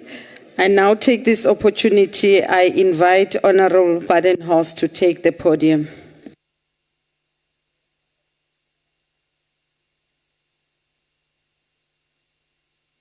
Sure, this time. Mr. President, welcome back in the House. Nice to have you here. Honourable members, fellow South Africans. The very foundation of effective governance lies in understanding the needs of the people we serve. Census data, as the backbone of policy making, holds profound implications for poverty alleviation and addressing the rising costs of living. Accurate census data ensures fair and equitable resource allocation. Misestimations result in dire consequences, such as underserved clinics, overcrowded schools, and poorly planned infrastructure, especially in rapidly growing urban areas. A flawed census hinders the delivery of basic services like healthcare, water, and electricity to those in need, exacerbating inequality. Moreover, this data underpins the National Treasury's budgetary frameworks. Mr. President, without it, social grants, housing initiatives, and transportation projects risk being misdirected or underfunded. Provinces with inflated counts may unjustly receive resources, leaving densely populated and vulnerable regions under-resourced. The fight against poverty requires nuanced and localized approaches, Mr. President. Census data identifies high unemployment areas, informing job creation strategies and economic policies. Errors, such as those in the 2022 census, jeopardize these efforts. Undercounts lead to underserved populations, while overcounts strain the budgets and inefficiencies. Additionally, the rising cost of living stems from resource mismanagement. Accurate data enables strategic planning for infrastructure like roads, housing, utilities, reducing the burden on families and fostering sustainable growth. Undermining this process with unreliable figures only worsens service delivery and household expenses. Mr. President, herewith some realities that will make a few $1,000s in a couch on a private game farm pale into insignificance. The 2022 census conducted by Stats SA counted only 69% of the population, far below the international standard of 95%, leaving a significant gap. Approximately 43 million people were counted in 2022 census, but this figure is considered biased and incomplete due to, amongst others, significant logistical challenges and insufficient staff training. For the 2022 census, income, employment, mortality, and fertility data was not made publicly available, despite the fact that the census cost South Africans 2.3 billion rand in taxpayers' money. With 4.77 million residents, Cape Town is now very nearly the largest city in South Africa, according to the census, while Johannesburg has 4.8 million people. Whilst Cape Town has undoubtedly expanded and experienced significant migration, there is still a significant disparity between Cape Town's 3.7 million residents and Johannesburg's 4.4 million residents in the previous census. Per projection, Census 2022 implies that Johannesburg is now 20% smaller. Mr. President, even your RET headache persons in Gauteng is lamenting the fact that the census data is incorrect. Finance MNC Lebogang Mali said Treasury is saying that the population figures were incorrect. Mali said that the province received a letter from Treasury saying that its population size has been overstated. As a result, National Treasury, and I'm quoting, is taking an additional 6 billion rand away from our budget. So we have lost it. Our budget is minus that amount in the next 5 years, unquote. A direct result of the 2022 census overstating the province's population. In both 2001 and 2011, funding for the census equaled about 0.25% of the national budget. In 2022, the figures dropped to 0.18%. How can we then, Mr. President, dedicate our efforts towards reducing poverty and tackling the high cost of living if the very figures we rely on to make sure provinces and local municipalities get the equitable share is at best based on a 2.3 billion rand thumbsuck? Chief Whip Muimang, nice to see you today. Might I just remind you that it's because of the ANC's policy failures that the voters of South Africa has forced the GNU upon you. Thank heavens there are some good DA ministers that keep the wheels going there. Your speech actually took us from Marxism to capitalism. It's as confusing as this chameleon in a smarty box. The guy who writes your speeches must actually be fired. Get a new person. Start working. Premier Mabuyane, it seems that the DA-run Western Cape does more for the Eastern Cape residents than what the actual Eastern Cape is doing themselves. Point of order, Chair. Can you please take your seat, Honorable Badenhorst?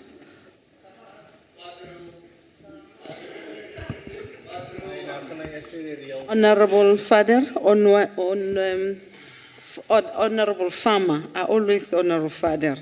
Honorable Farmer, on what rule are you standing on? Again, Chairperson, I stand on Rule 58. The Speaker must address the Chair. Thank you, Chair.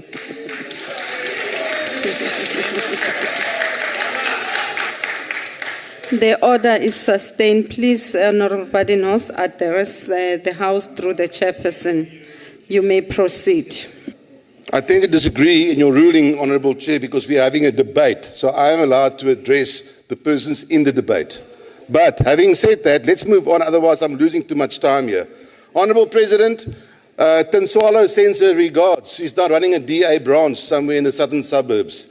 And it's very nice to have you in the House because for a change, we'll have the Chair sitting through a full session instead of leaving it to the House Chairs and the Deputy Chair every time. Thank you very much.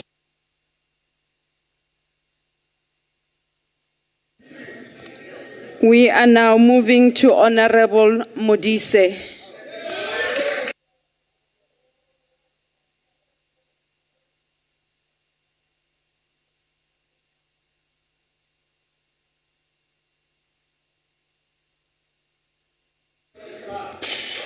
Honorable Chairperson of the National Council of Provinces, His Excellency President Ramaphosa, Honorable Deputy Chair and the Chief Whip of National Council of Provinces, Honorable Members, Honorable Premiers and Members of Executive Council, Honorable Speaker of the Gauteng Provincial Legislature, President of SALGA, the delegation from the Molokome family, people of South Africa. Chairperson, the African National Congress has chosen a path of renewal and rebuilding our country. And our President, His Excellency Mr. Ramaphosa, has issued a clarion call to all South Africans to join us on this path as we take steps to strengthen the state capability and building partnership with social partners to improve basic service provision, ensuring the safety and security of South Africans. As we embark on the path of renewal and rebuilding our beloved country, we're also embarking on the path to build an ethical, capable, and developmental state. President Ramaphosa characterized ethical, capable, and developmental state as possessing, and I quote, a public service that is professional and competent. It needs people with skills, experience, foresight, integrity, who must act in the best interest of the people. They must be able to resolve conflict, forge partnership, and build dynamic institutions that go beyond meeting their basic mandates, close quote.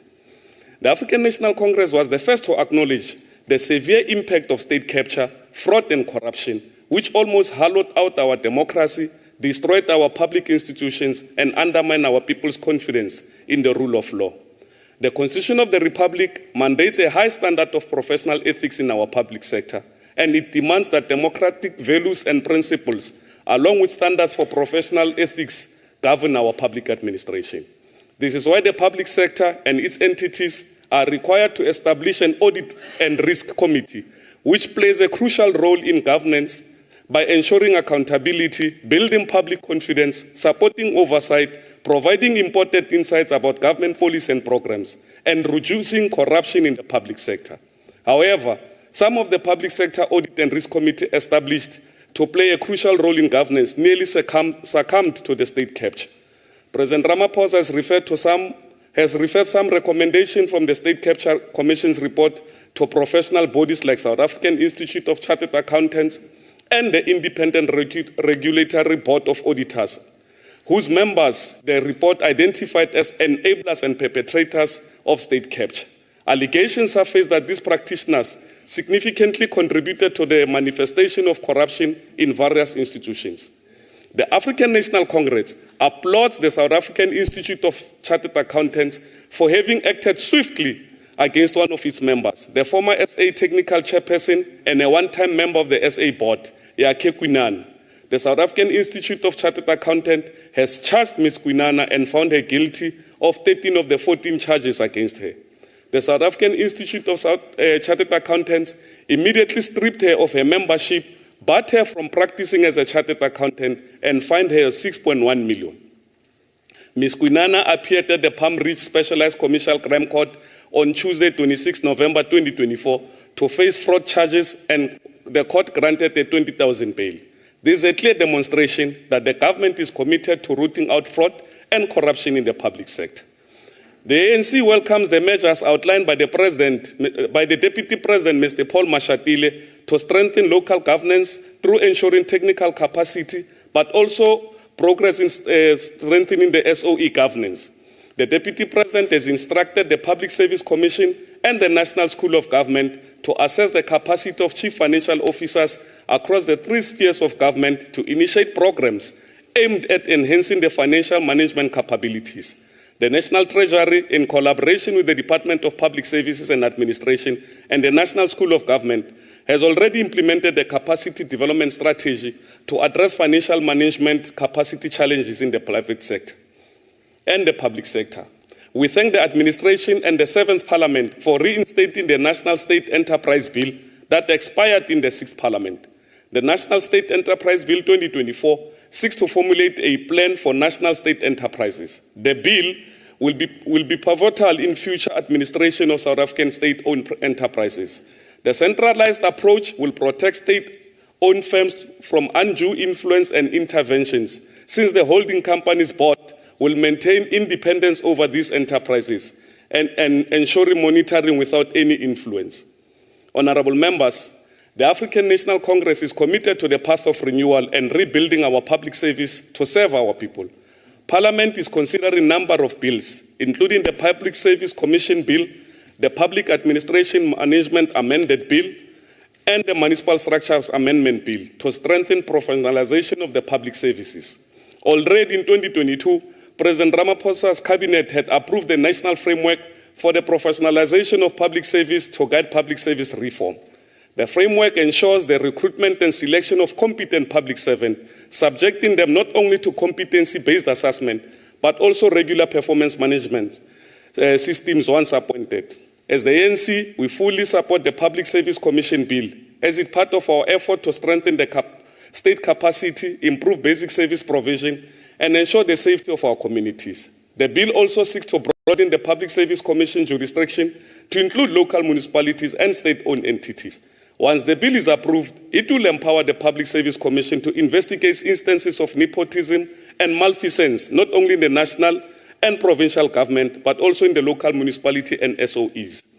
The ANC strongly urges this Parliament to expedite the consideration of the Municipal Structures Amendment Bill, as we cannot tolerate the dysfunctionality of our local municipalities due to the instability of coalition governments. The bill outlines a framework for managing coalition agreements with local governments, guarantee the provision of basic services to communities as outlined in our Constitution.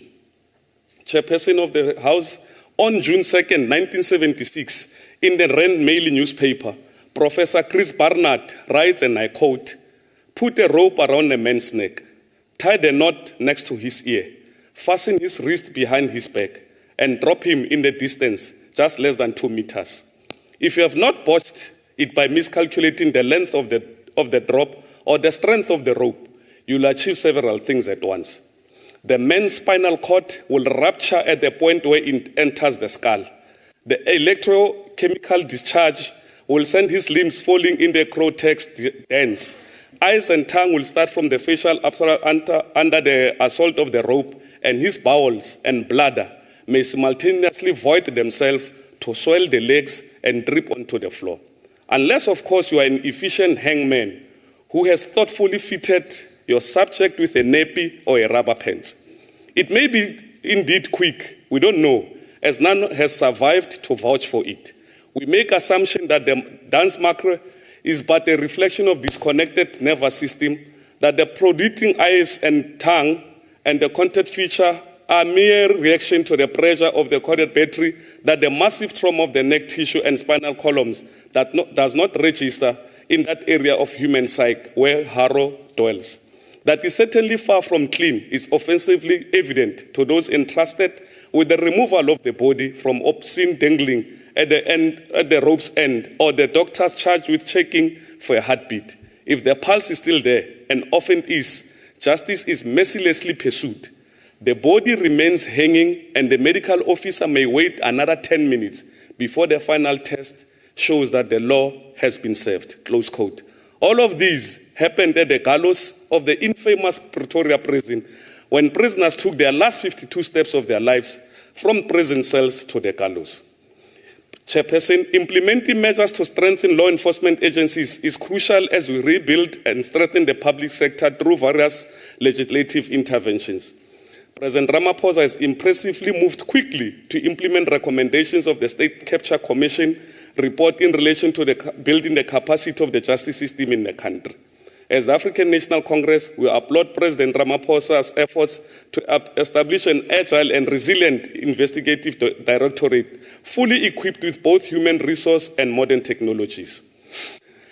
Over the past few months, the SIU has been extensively crisscrossing the country, carrying out search and seizures in nearly all three spheres of the government, in line with President Ramaphosa's signed proclamation. As the African National Congress, we alone in this August House had faith and confidence that the Generation Operational Recovery Plan will result in improved electricity supply for both domestic and commercial use, ultimately ensuring that our economy functions better. And we were not wrong. We anticipate that the Generation Operational Recovery Plan will contribute to a potential of 2% growth in our country's economy. Honorable Chairperson, as the African National Congress, we welcome Minister Godongwa's announcement that his department is developing a fuel price intervention plan. This plan aims to reduce cost of petrol and consequently alleviate the high cost of living that have adversely affected the working class and the poor. And in conclusion, Chairperson, we said this before and we are saying it again. We're not going to allow clowning in this house. Remember that when you put a clown in a palace, the clown does not become a king, but the palace becomes a circus. Honorable Badenhorst needs to read a lot of political, micro and macroeconomic material for him to understand the epoch that we are in. Grandstanding here when the president is around is not going to help him. In fact, it will reduce him to non-entity. We are watching and listening to you very carefully. If you speak from the point of privilege, Chair, you'll most definitely sound like Honorable Boshoff, who choose to ignore that in the past 30 years, the rule of law applies to everyone, whereas in the 400 years of minority rule, anything and everyone who was seen to threaten the status quo was hanged or murdered by the regime of terror. She will not speak about the murders visited on poor black and colored farm workers by their racist white bosses, because simply to them, they do not exist and they are not human beings. Honorable Billy, unfortunately, your premier has left. But if ungrateful was a person, you'll be a perfect fit. You are sitting here on the ticket of KwaZulu-Natal Provincial Legislature, yet you seem to be very ashamed of it. You are trying very, very hard to please your handlers. And the sooner you decide to be yourself, the sooner your potential will shine. To the coming together of the wounded, the NCOP, remember, people who live in glass houses should never throw stones. I see that the presence of the president today overwhelmed you to a point that you forgot to greet President Zuma like you always do. You take this podium and speak of corruption when you are led by the most corrupt individual this country has ever seen. When you have an opportunity to have a discussion with him, ask him about Aurora Empowerment Systems and Kulubusi Zuma. To those who voted for MKP, they did so without the knowledge that it's a resurrection of Zuma's cabal in the likes of Lucky Montana, Brian Molefe, Siabonga Gama, and lately Busimu Kwebani, Jimmy Manyi, and others. They did not know that they will be led by VPS lootist and pickpocketer in the form of Floyd Shibam, who, by the way, has a serious problem with people who lead by appointment as opposed to being elected. Show me anyone within the National High Command of MKP who has any decency, and I will vote for them. Your members are in court today due to the extortion that is taking place in your party, and you come here and you tell us about the corruption. As for the Red Berets, the EFF, again, you forgot to greet your CIC, your one and only, the only man who matters in your life. Instead, you stood here and punched above your weight. Issues of developmental state are far beyond your comprehension. Your politics is of insults and chaos. Maybe we should remind you that in the EFF, Honorable Creek, when you find your voice, you are out. We have been consistent on that message, that once you find your voice, you are out. Very soon, and I'm saying it to you today, mark it, very, very soon, they will be accusing each other about their academic qualifications. You'll come back to me. Ask us, Member Krike, who's leaving now before the conference, and they will tell you. And we'll equally tell you who's going to leave immediately when your national conference is done. Member of the EFF, you should have asked your CIC to sponsor a few points for you to come here and talk, because today you are really out of your depth. Chair, as I sit down, as the ANC, we are like a book. Most of you here see us or see our cover. The minority read only the introduction. Many believe those who criticize us, and few will ever get to know our content, because you already have your preconceived perception about the mighty African National Congress. Thank you, Chair.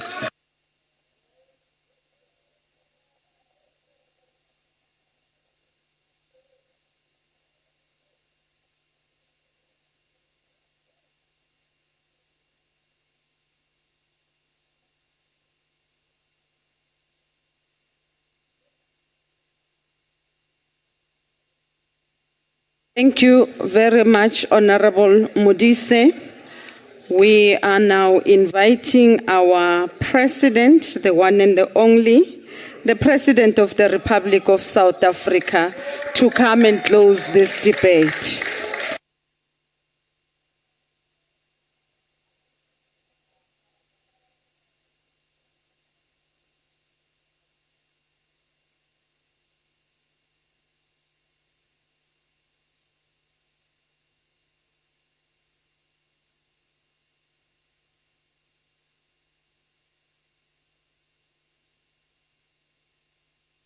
Madam Chairperson, Premiers and honorable delegates and members who are here present, and ladies and gentlemen, I'd like to thank everyone who has participated in this debate, and indeed all members here present. By your mere presence, you also have made a huge input in enriching this discussion. It has been enlightening. I found it also very constructive on the foremost challenge facing the people of our country, which is poverty. Now, through this debate, you've not only shown the determination of members of the National Council of Provinces to confront and overcome poverty and inequality in our society. Through the various inputs that were made here, you've demonstrated that there is a deep understanding of where our challenge of poverty and inequality arises from. Yes, as I said earlier, it arises from our past. a past of colonialism and apartheid through which the people of our country were humiliated, were stripped of the assets that could have given them a better life than what they are enjoying now. Were stripped of the privilege of education, of being able to lead dignified lives. That's where our poverty originates from. Now, it is also showing that you do understand the past and are able to better interpret the present that we're living in. And through this debate, you've also been able to show how we can chart a future. It is when one understands those three: the past, to interpret the current moment, and to be able to then craft a clear way forward. For the most part, the debate has been about solutions. It has been about how we can take meaningful action to address the challenge of poverty and inequality that we face. So it has largely been about the way forward. How do we move forward? Now, I've been heartened to have heard how the speakers from various provinces, either as premiers or MECs, have been able to articulate very, very positively and hopefully about how we can craft that future and the various steps that our provinces are taking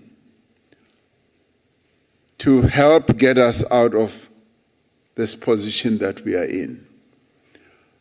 Premier of the Eastern Cape, who has had to rush out, spoke very, very glowingly and powerfully, I would say, about the various interventions that are being made in the Eastern Cape, from building roads, where he said that indeed the Eastern Cape has become a construction site, where roads are being built, where bridges are being built to connect villages that would otherwise not been connected by meaningful infrastructure.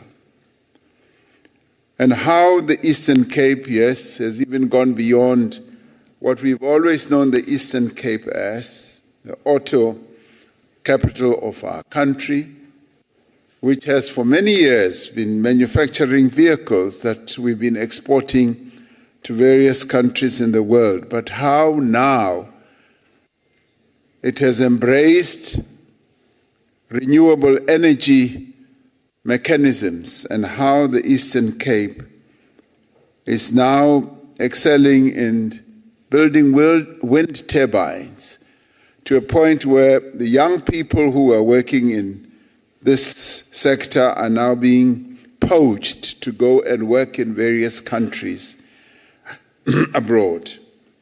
There was a time when the skills that we had developed, that our young people had developed in automaking, were also being utilized in countries that, if you like, were the real originators of automaking through various brands like Mercedes-Benz and BMWs, where some of those factories were asking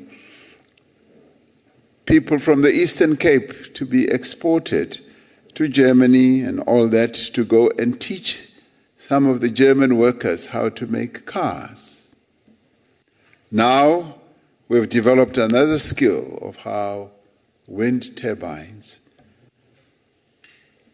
have now become a center of excellence where young people are now being poached or sent to various parts of the world because the Eastern Cape is the capital of developing wind turbines and using wind energy for renewable energy. The Premier of KZN has also had to rush out, but speaks very glowingly about how they have raised up to 90 billion rand in new investments, and how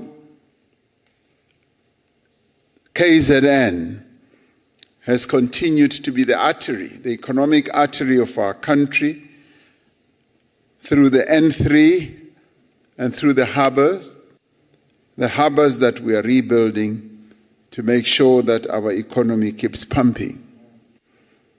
And how the KZN is also beginning to excel in the auto sector.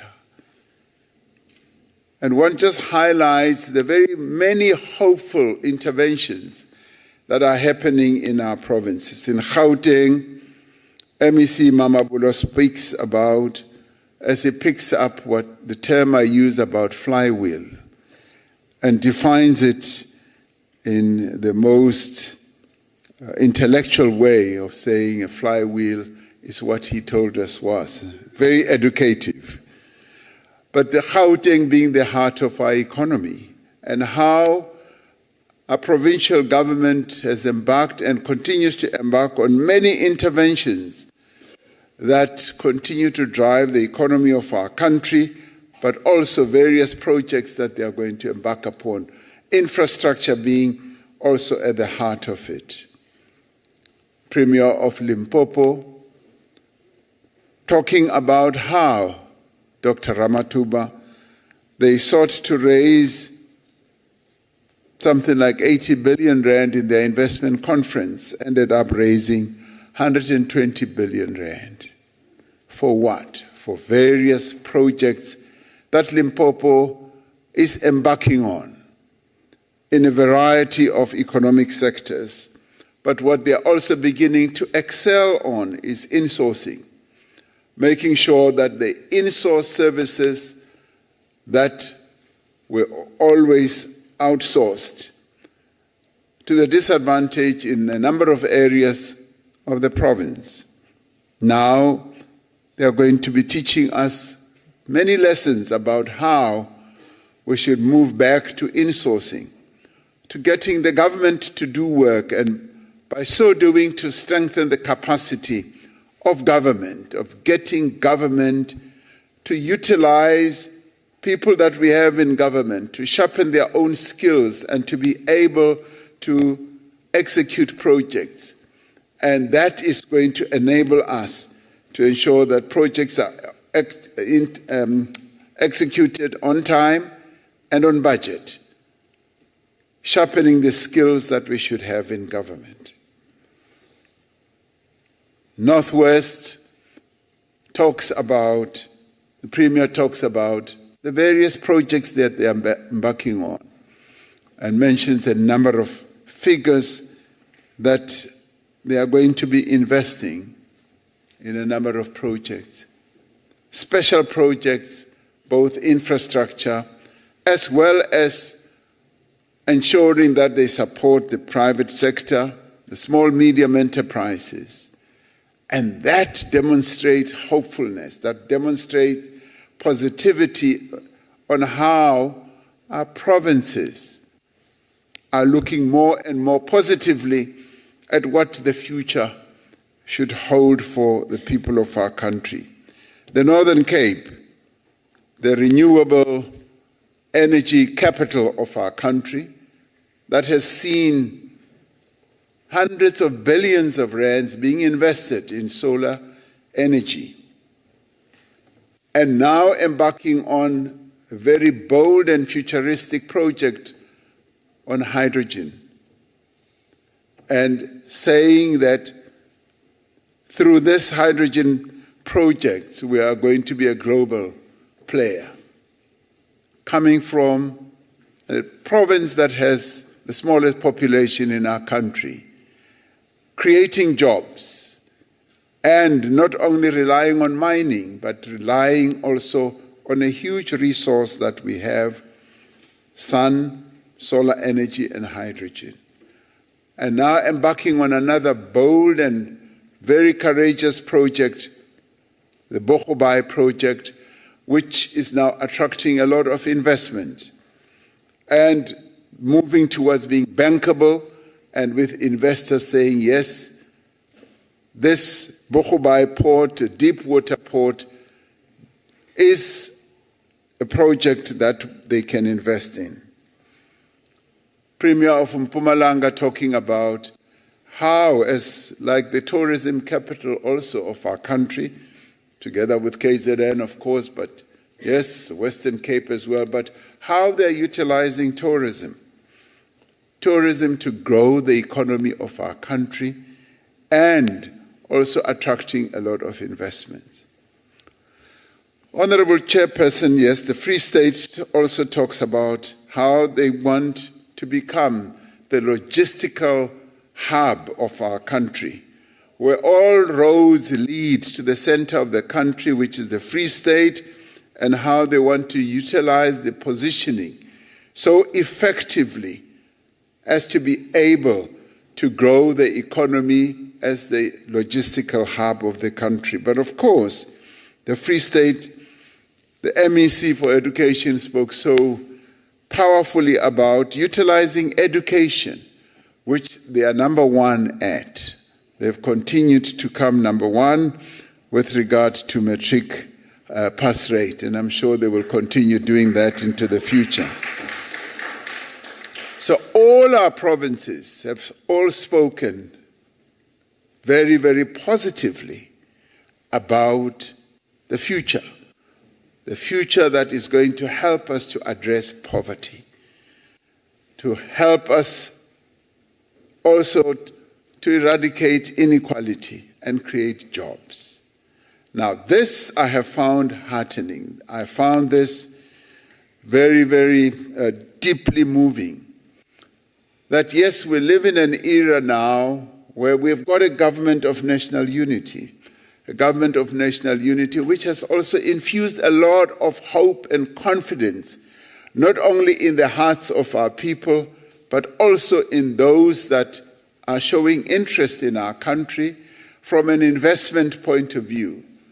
Wherever I have traveled internationally, I have found and heard how people are now looking at South Africa as the one country that is so exemplary in being able to bring 10 political parties in a government of national unity working so well together.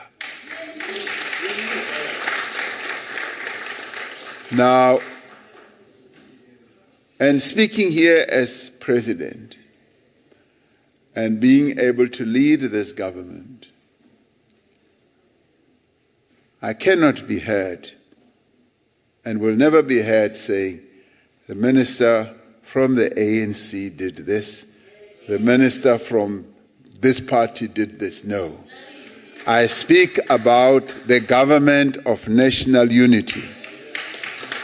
And it is this government that is beginning to change things and to change the mood in our country. And definitely demonstrating that we are on a journey.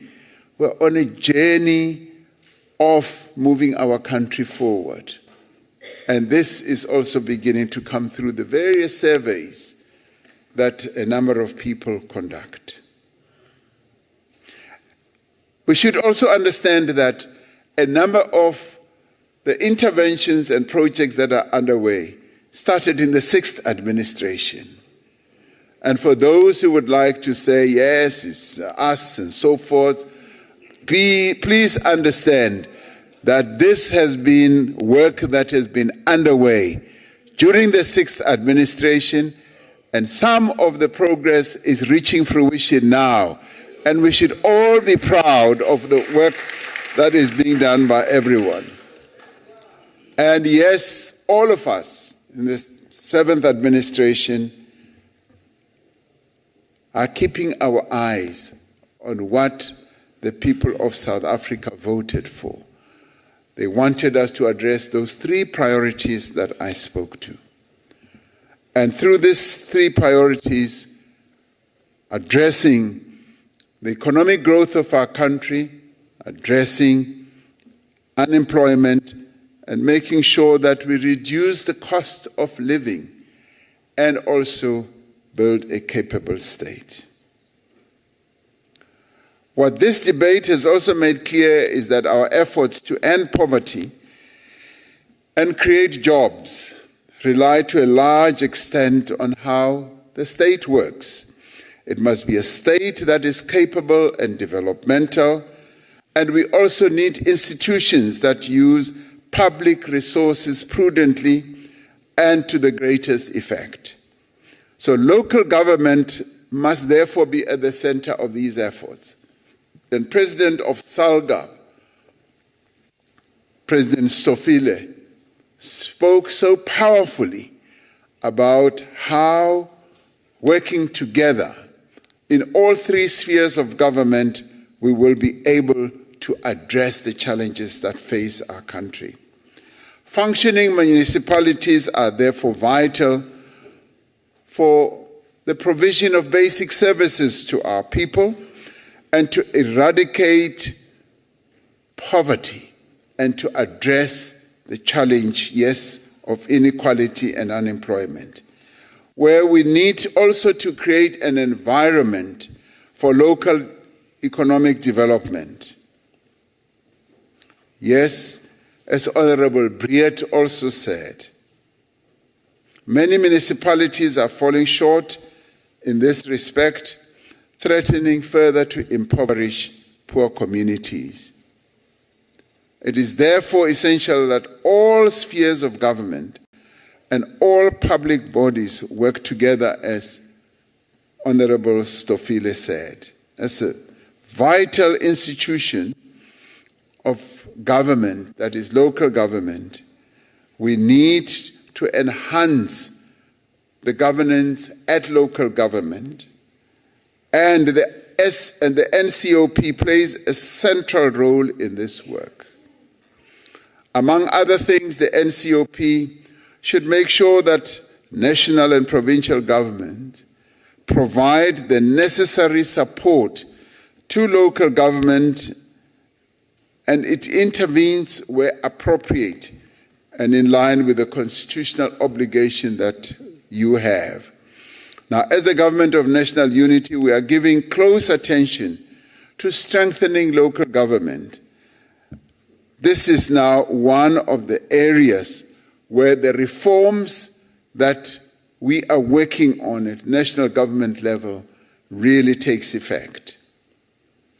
And Premier Ntuli provided a practical example of the work that we are doing in the Presidential eThekwini Working Group, which brings together key role players in the city of eThekwini and the different spheres of government to collectively address the challenges facing the city. It was when I went to eThekwini, when various stakeholders asked to see me, when we decided that we should set up the eThekwini Presidential Working Group. And that is beginning to yield really good positive outcomes, through which we are going to return Durban to being the tourism capital of our nation once again. Now, this working group is showing progress in dealing with the problems like dilapidated and aging infrastructure, water shortages, dwindling tourism numbers, and low business confidence. It was really a joy if Honorable Badenhorst will listen, because he's making noise right next to me here. Now, it was really a joy to listen to hoteliers, big hotel groups saying, we are coming back to Durban. We are going to revive the very well-known hotel groups, the Hilton and many others. we are going to reopen because we can see that, yes, Durban is now under reconstruction. It is going to come back to what it was. As Premier Ntuli has noted, this working group demonstrates a great deal of commitment because there are various sectors of society that are working together. And we are hopeful that the eThekwini Working Group will serve as a model for collaborative efforts to other municipalities. I'd like us to begin to give attention to our other 7 metros, particularly 6 metros that are facing challenges. And through this type of working group approach, we will be able to address some of their challenges.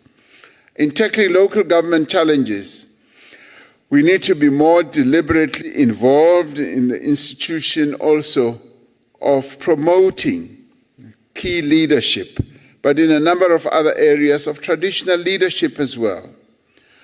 As the President of SALGA also spoke about, our Constitution sees traditional leadership as an instrument of development and progress, dedicated to improving the lives of the people of our country.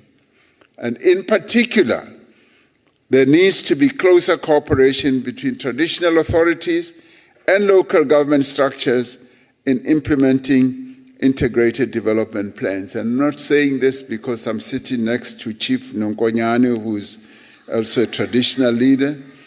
And we are therefore looking forward to strengthening the collaboration between all various institutions that support our democracy. At the beginning of this month, Honorable Chairperson, members of the National Executive, as in Cabinet, as ministers and deputy ministers, we held a meeting in Polokwane with the Limpopo Provincial Executive Council. A week later, we held a meeting with the KwaZulu-Natal Provincial Executive Council. In another week or two, we're going to move to Mpumalanga to meet the Executive Council in Middleburg. Now, these are the beginning of a series of engagements with provincial governments to ensure closer alignment between the priorities and programs of these 2 spheres of government. And in highlighting some of the very positive interventions that our provinces are embarking on, we want to deepen all these and spread them and make sure that national government gives maximum support to our provinces as well as to our local government, so that the intergovernmental approach that we have to strengthening government and strengthening the capacity of the state becomes a reality.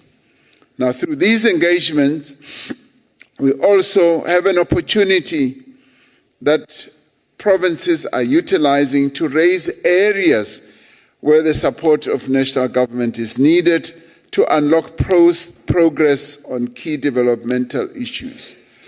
And beyond these 4 provinces that we are going to do this year, we will also be able to do the other 5 provinces next year. All these efforts are guided by our approach to the district development model that we have crafted. Work is continuing to entrench the district development model in the work of all spheres of government to improve alignment in planning, budgeting, and implementation. Now, ministers and deputy ministers have recently been appointed as district champions, covering every district and metro in our country. Now, part of their responsibility is to support municipalities in implementing their constitutional responsibilities and improving the lives of our people. The eradication of poverty is an effort that requires the resources, the ingenuity, and the capabilities of all of society. Now, South Africa has a strong and robust civil society with a long tradition of involvement in political, social, and economic change. It is essential that civil society as well, in its various forms, feels that it is an integral part of the work to build an inclusive economy and to reduce poverty and inequality in our country. During our G20 presidency, we will be taking forward an innovation of Brazil's G20 presidency this year, where they convened what they call the G20 Social Summit, which brought together a number of civil society organizations in the world, including some from our country, where 47,000 people participated in various mini summits that were held at social level. And we will be doing so, because this will bring together social and civic formations from across the G20 members to deliberate on issues that affect people in those countries and across the world. So in the end, we will be taking forward our own experience that we have had on the long journey to eradicate, to bring an end to the nightmare of apartheid, but also to get civil society to continue being participants in the transformation of our country. Now, this is who we are as South Africans. Now, the NCOP plays a critical role as an organ of our state that brings together our provinces, that brings together, yes, even our local government representatives to play a role in addressing issues such as poverty, inequality, and yes, unemployment. So, Honorable Chairperson, it's been a real pleasure for me to be in this debate and to hear members of this House speaking so positively, so hopefully about the future that South Africa must embrace. And I was very pleased that even those who may well be parties that are not in the GNU would like to see progress being made on a number of fronts. That even as they don't participate in government, by their mere participation in this House and mere participation in this debate, they spoke also with a great deal of hope and saying these are things that need to be addressed. So I didn't see this as a complaint session, but as a session where a great deal of hope was being articulated. So I'd like to thank you, Honorable Chair, for allowing me to be in this debate, and I look forward to further debates. The NCOP is certainly a progressive center of state that we are moving forward to making more capable. And it is composed of very capable people who are very articulate, people who are also very intelligent. Thank you very much.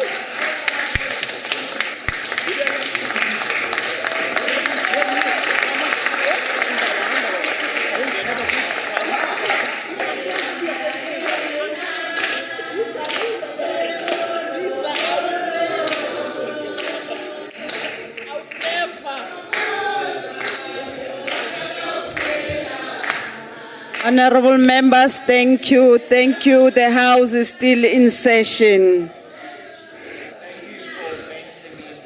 We'll have a pre-Christmas party celebration just after we've adjourned the House with our President.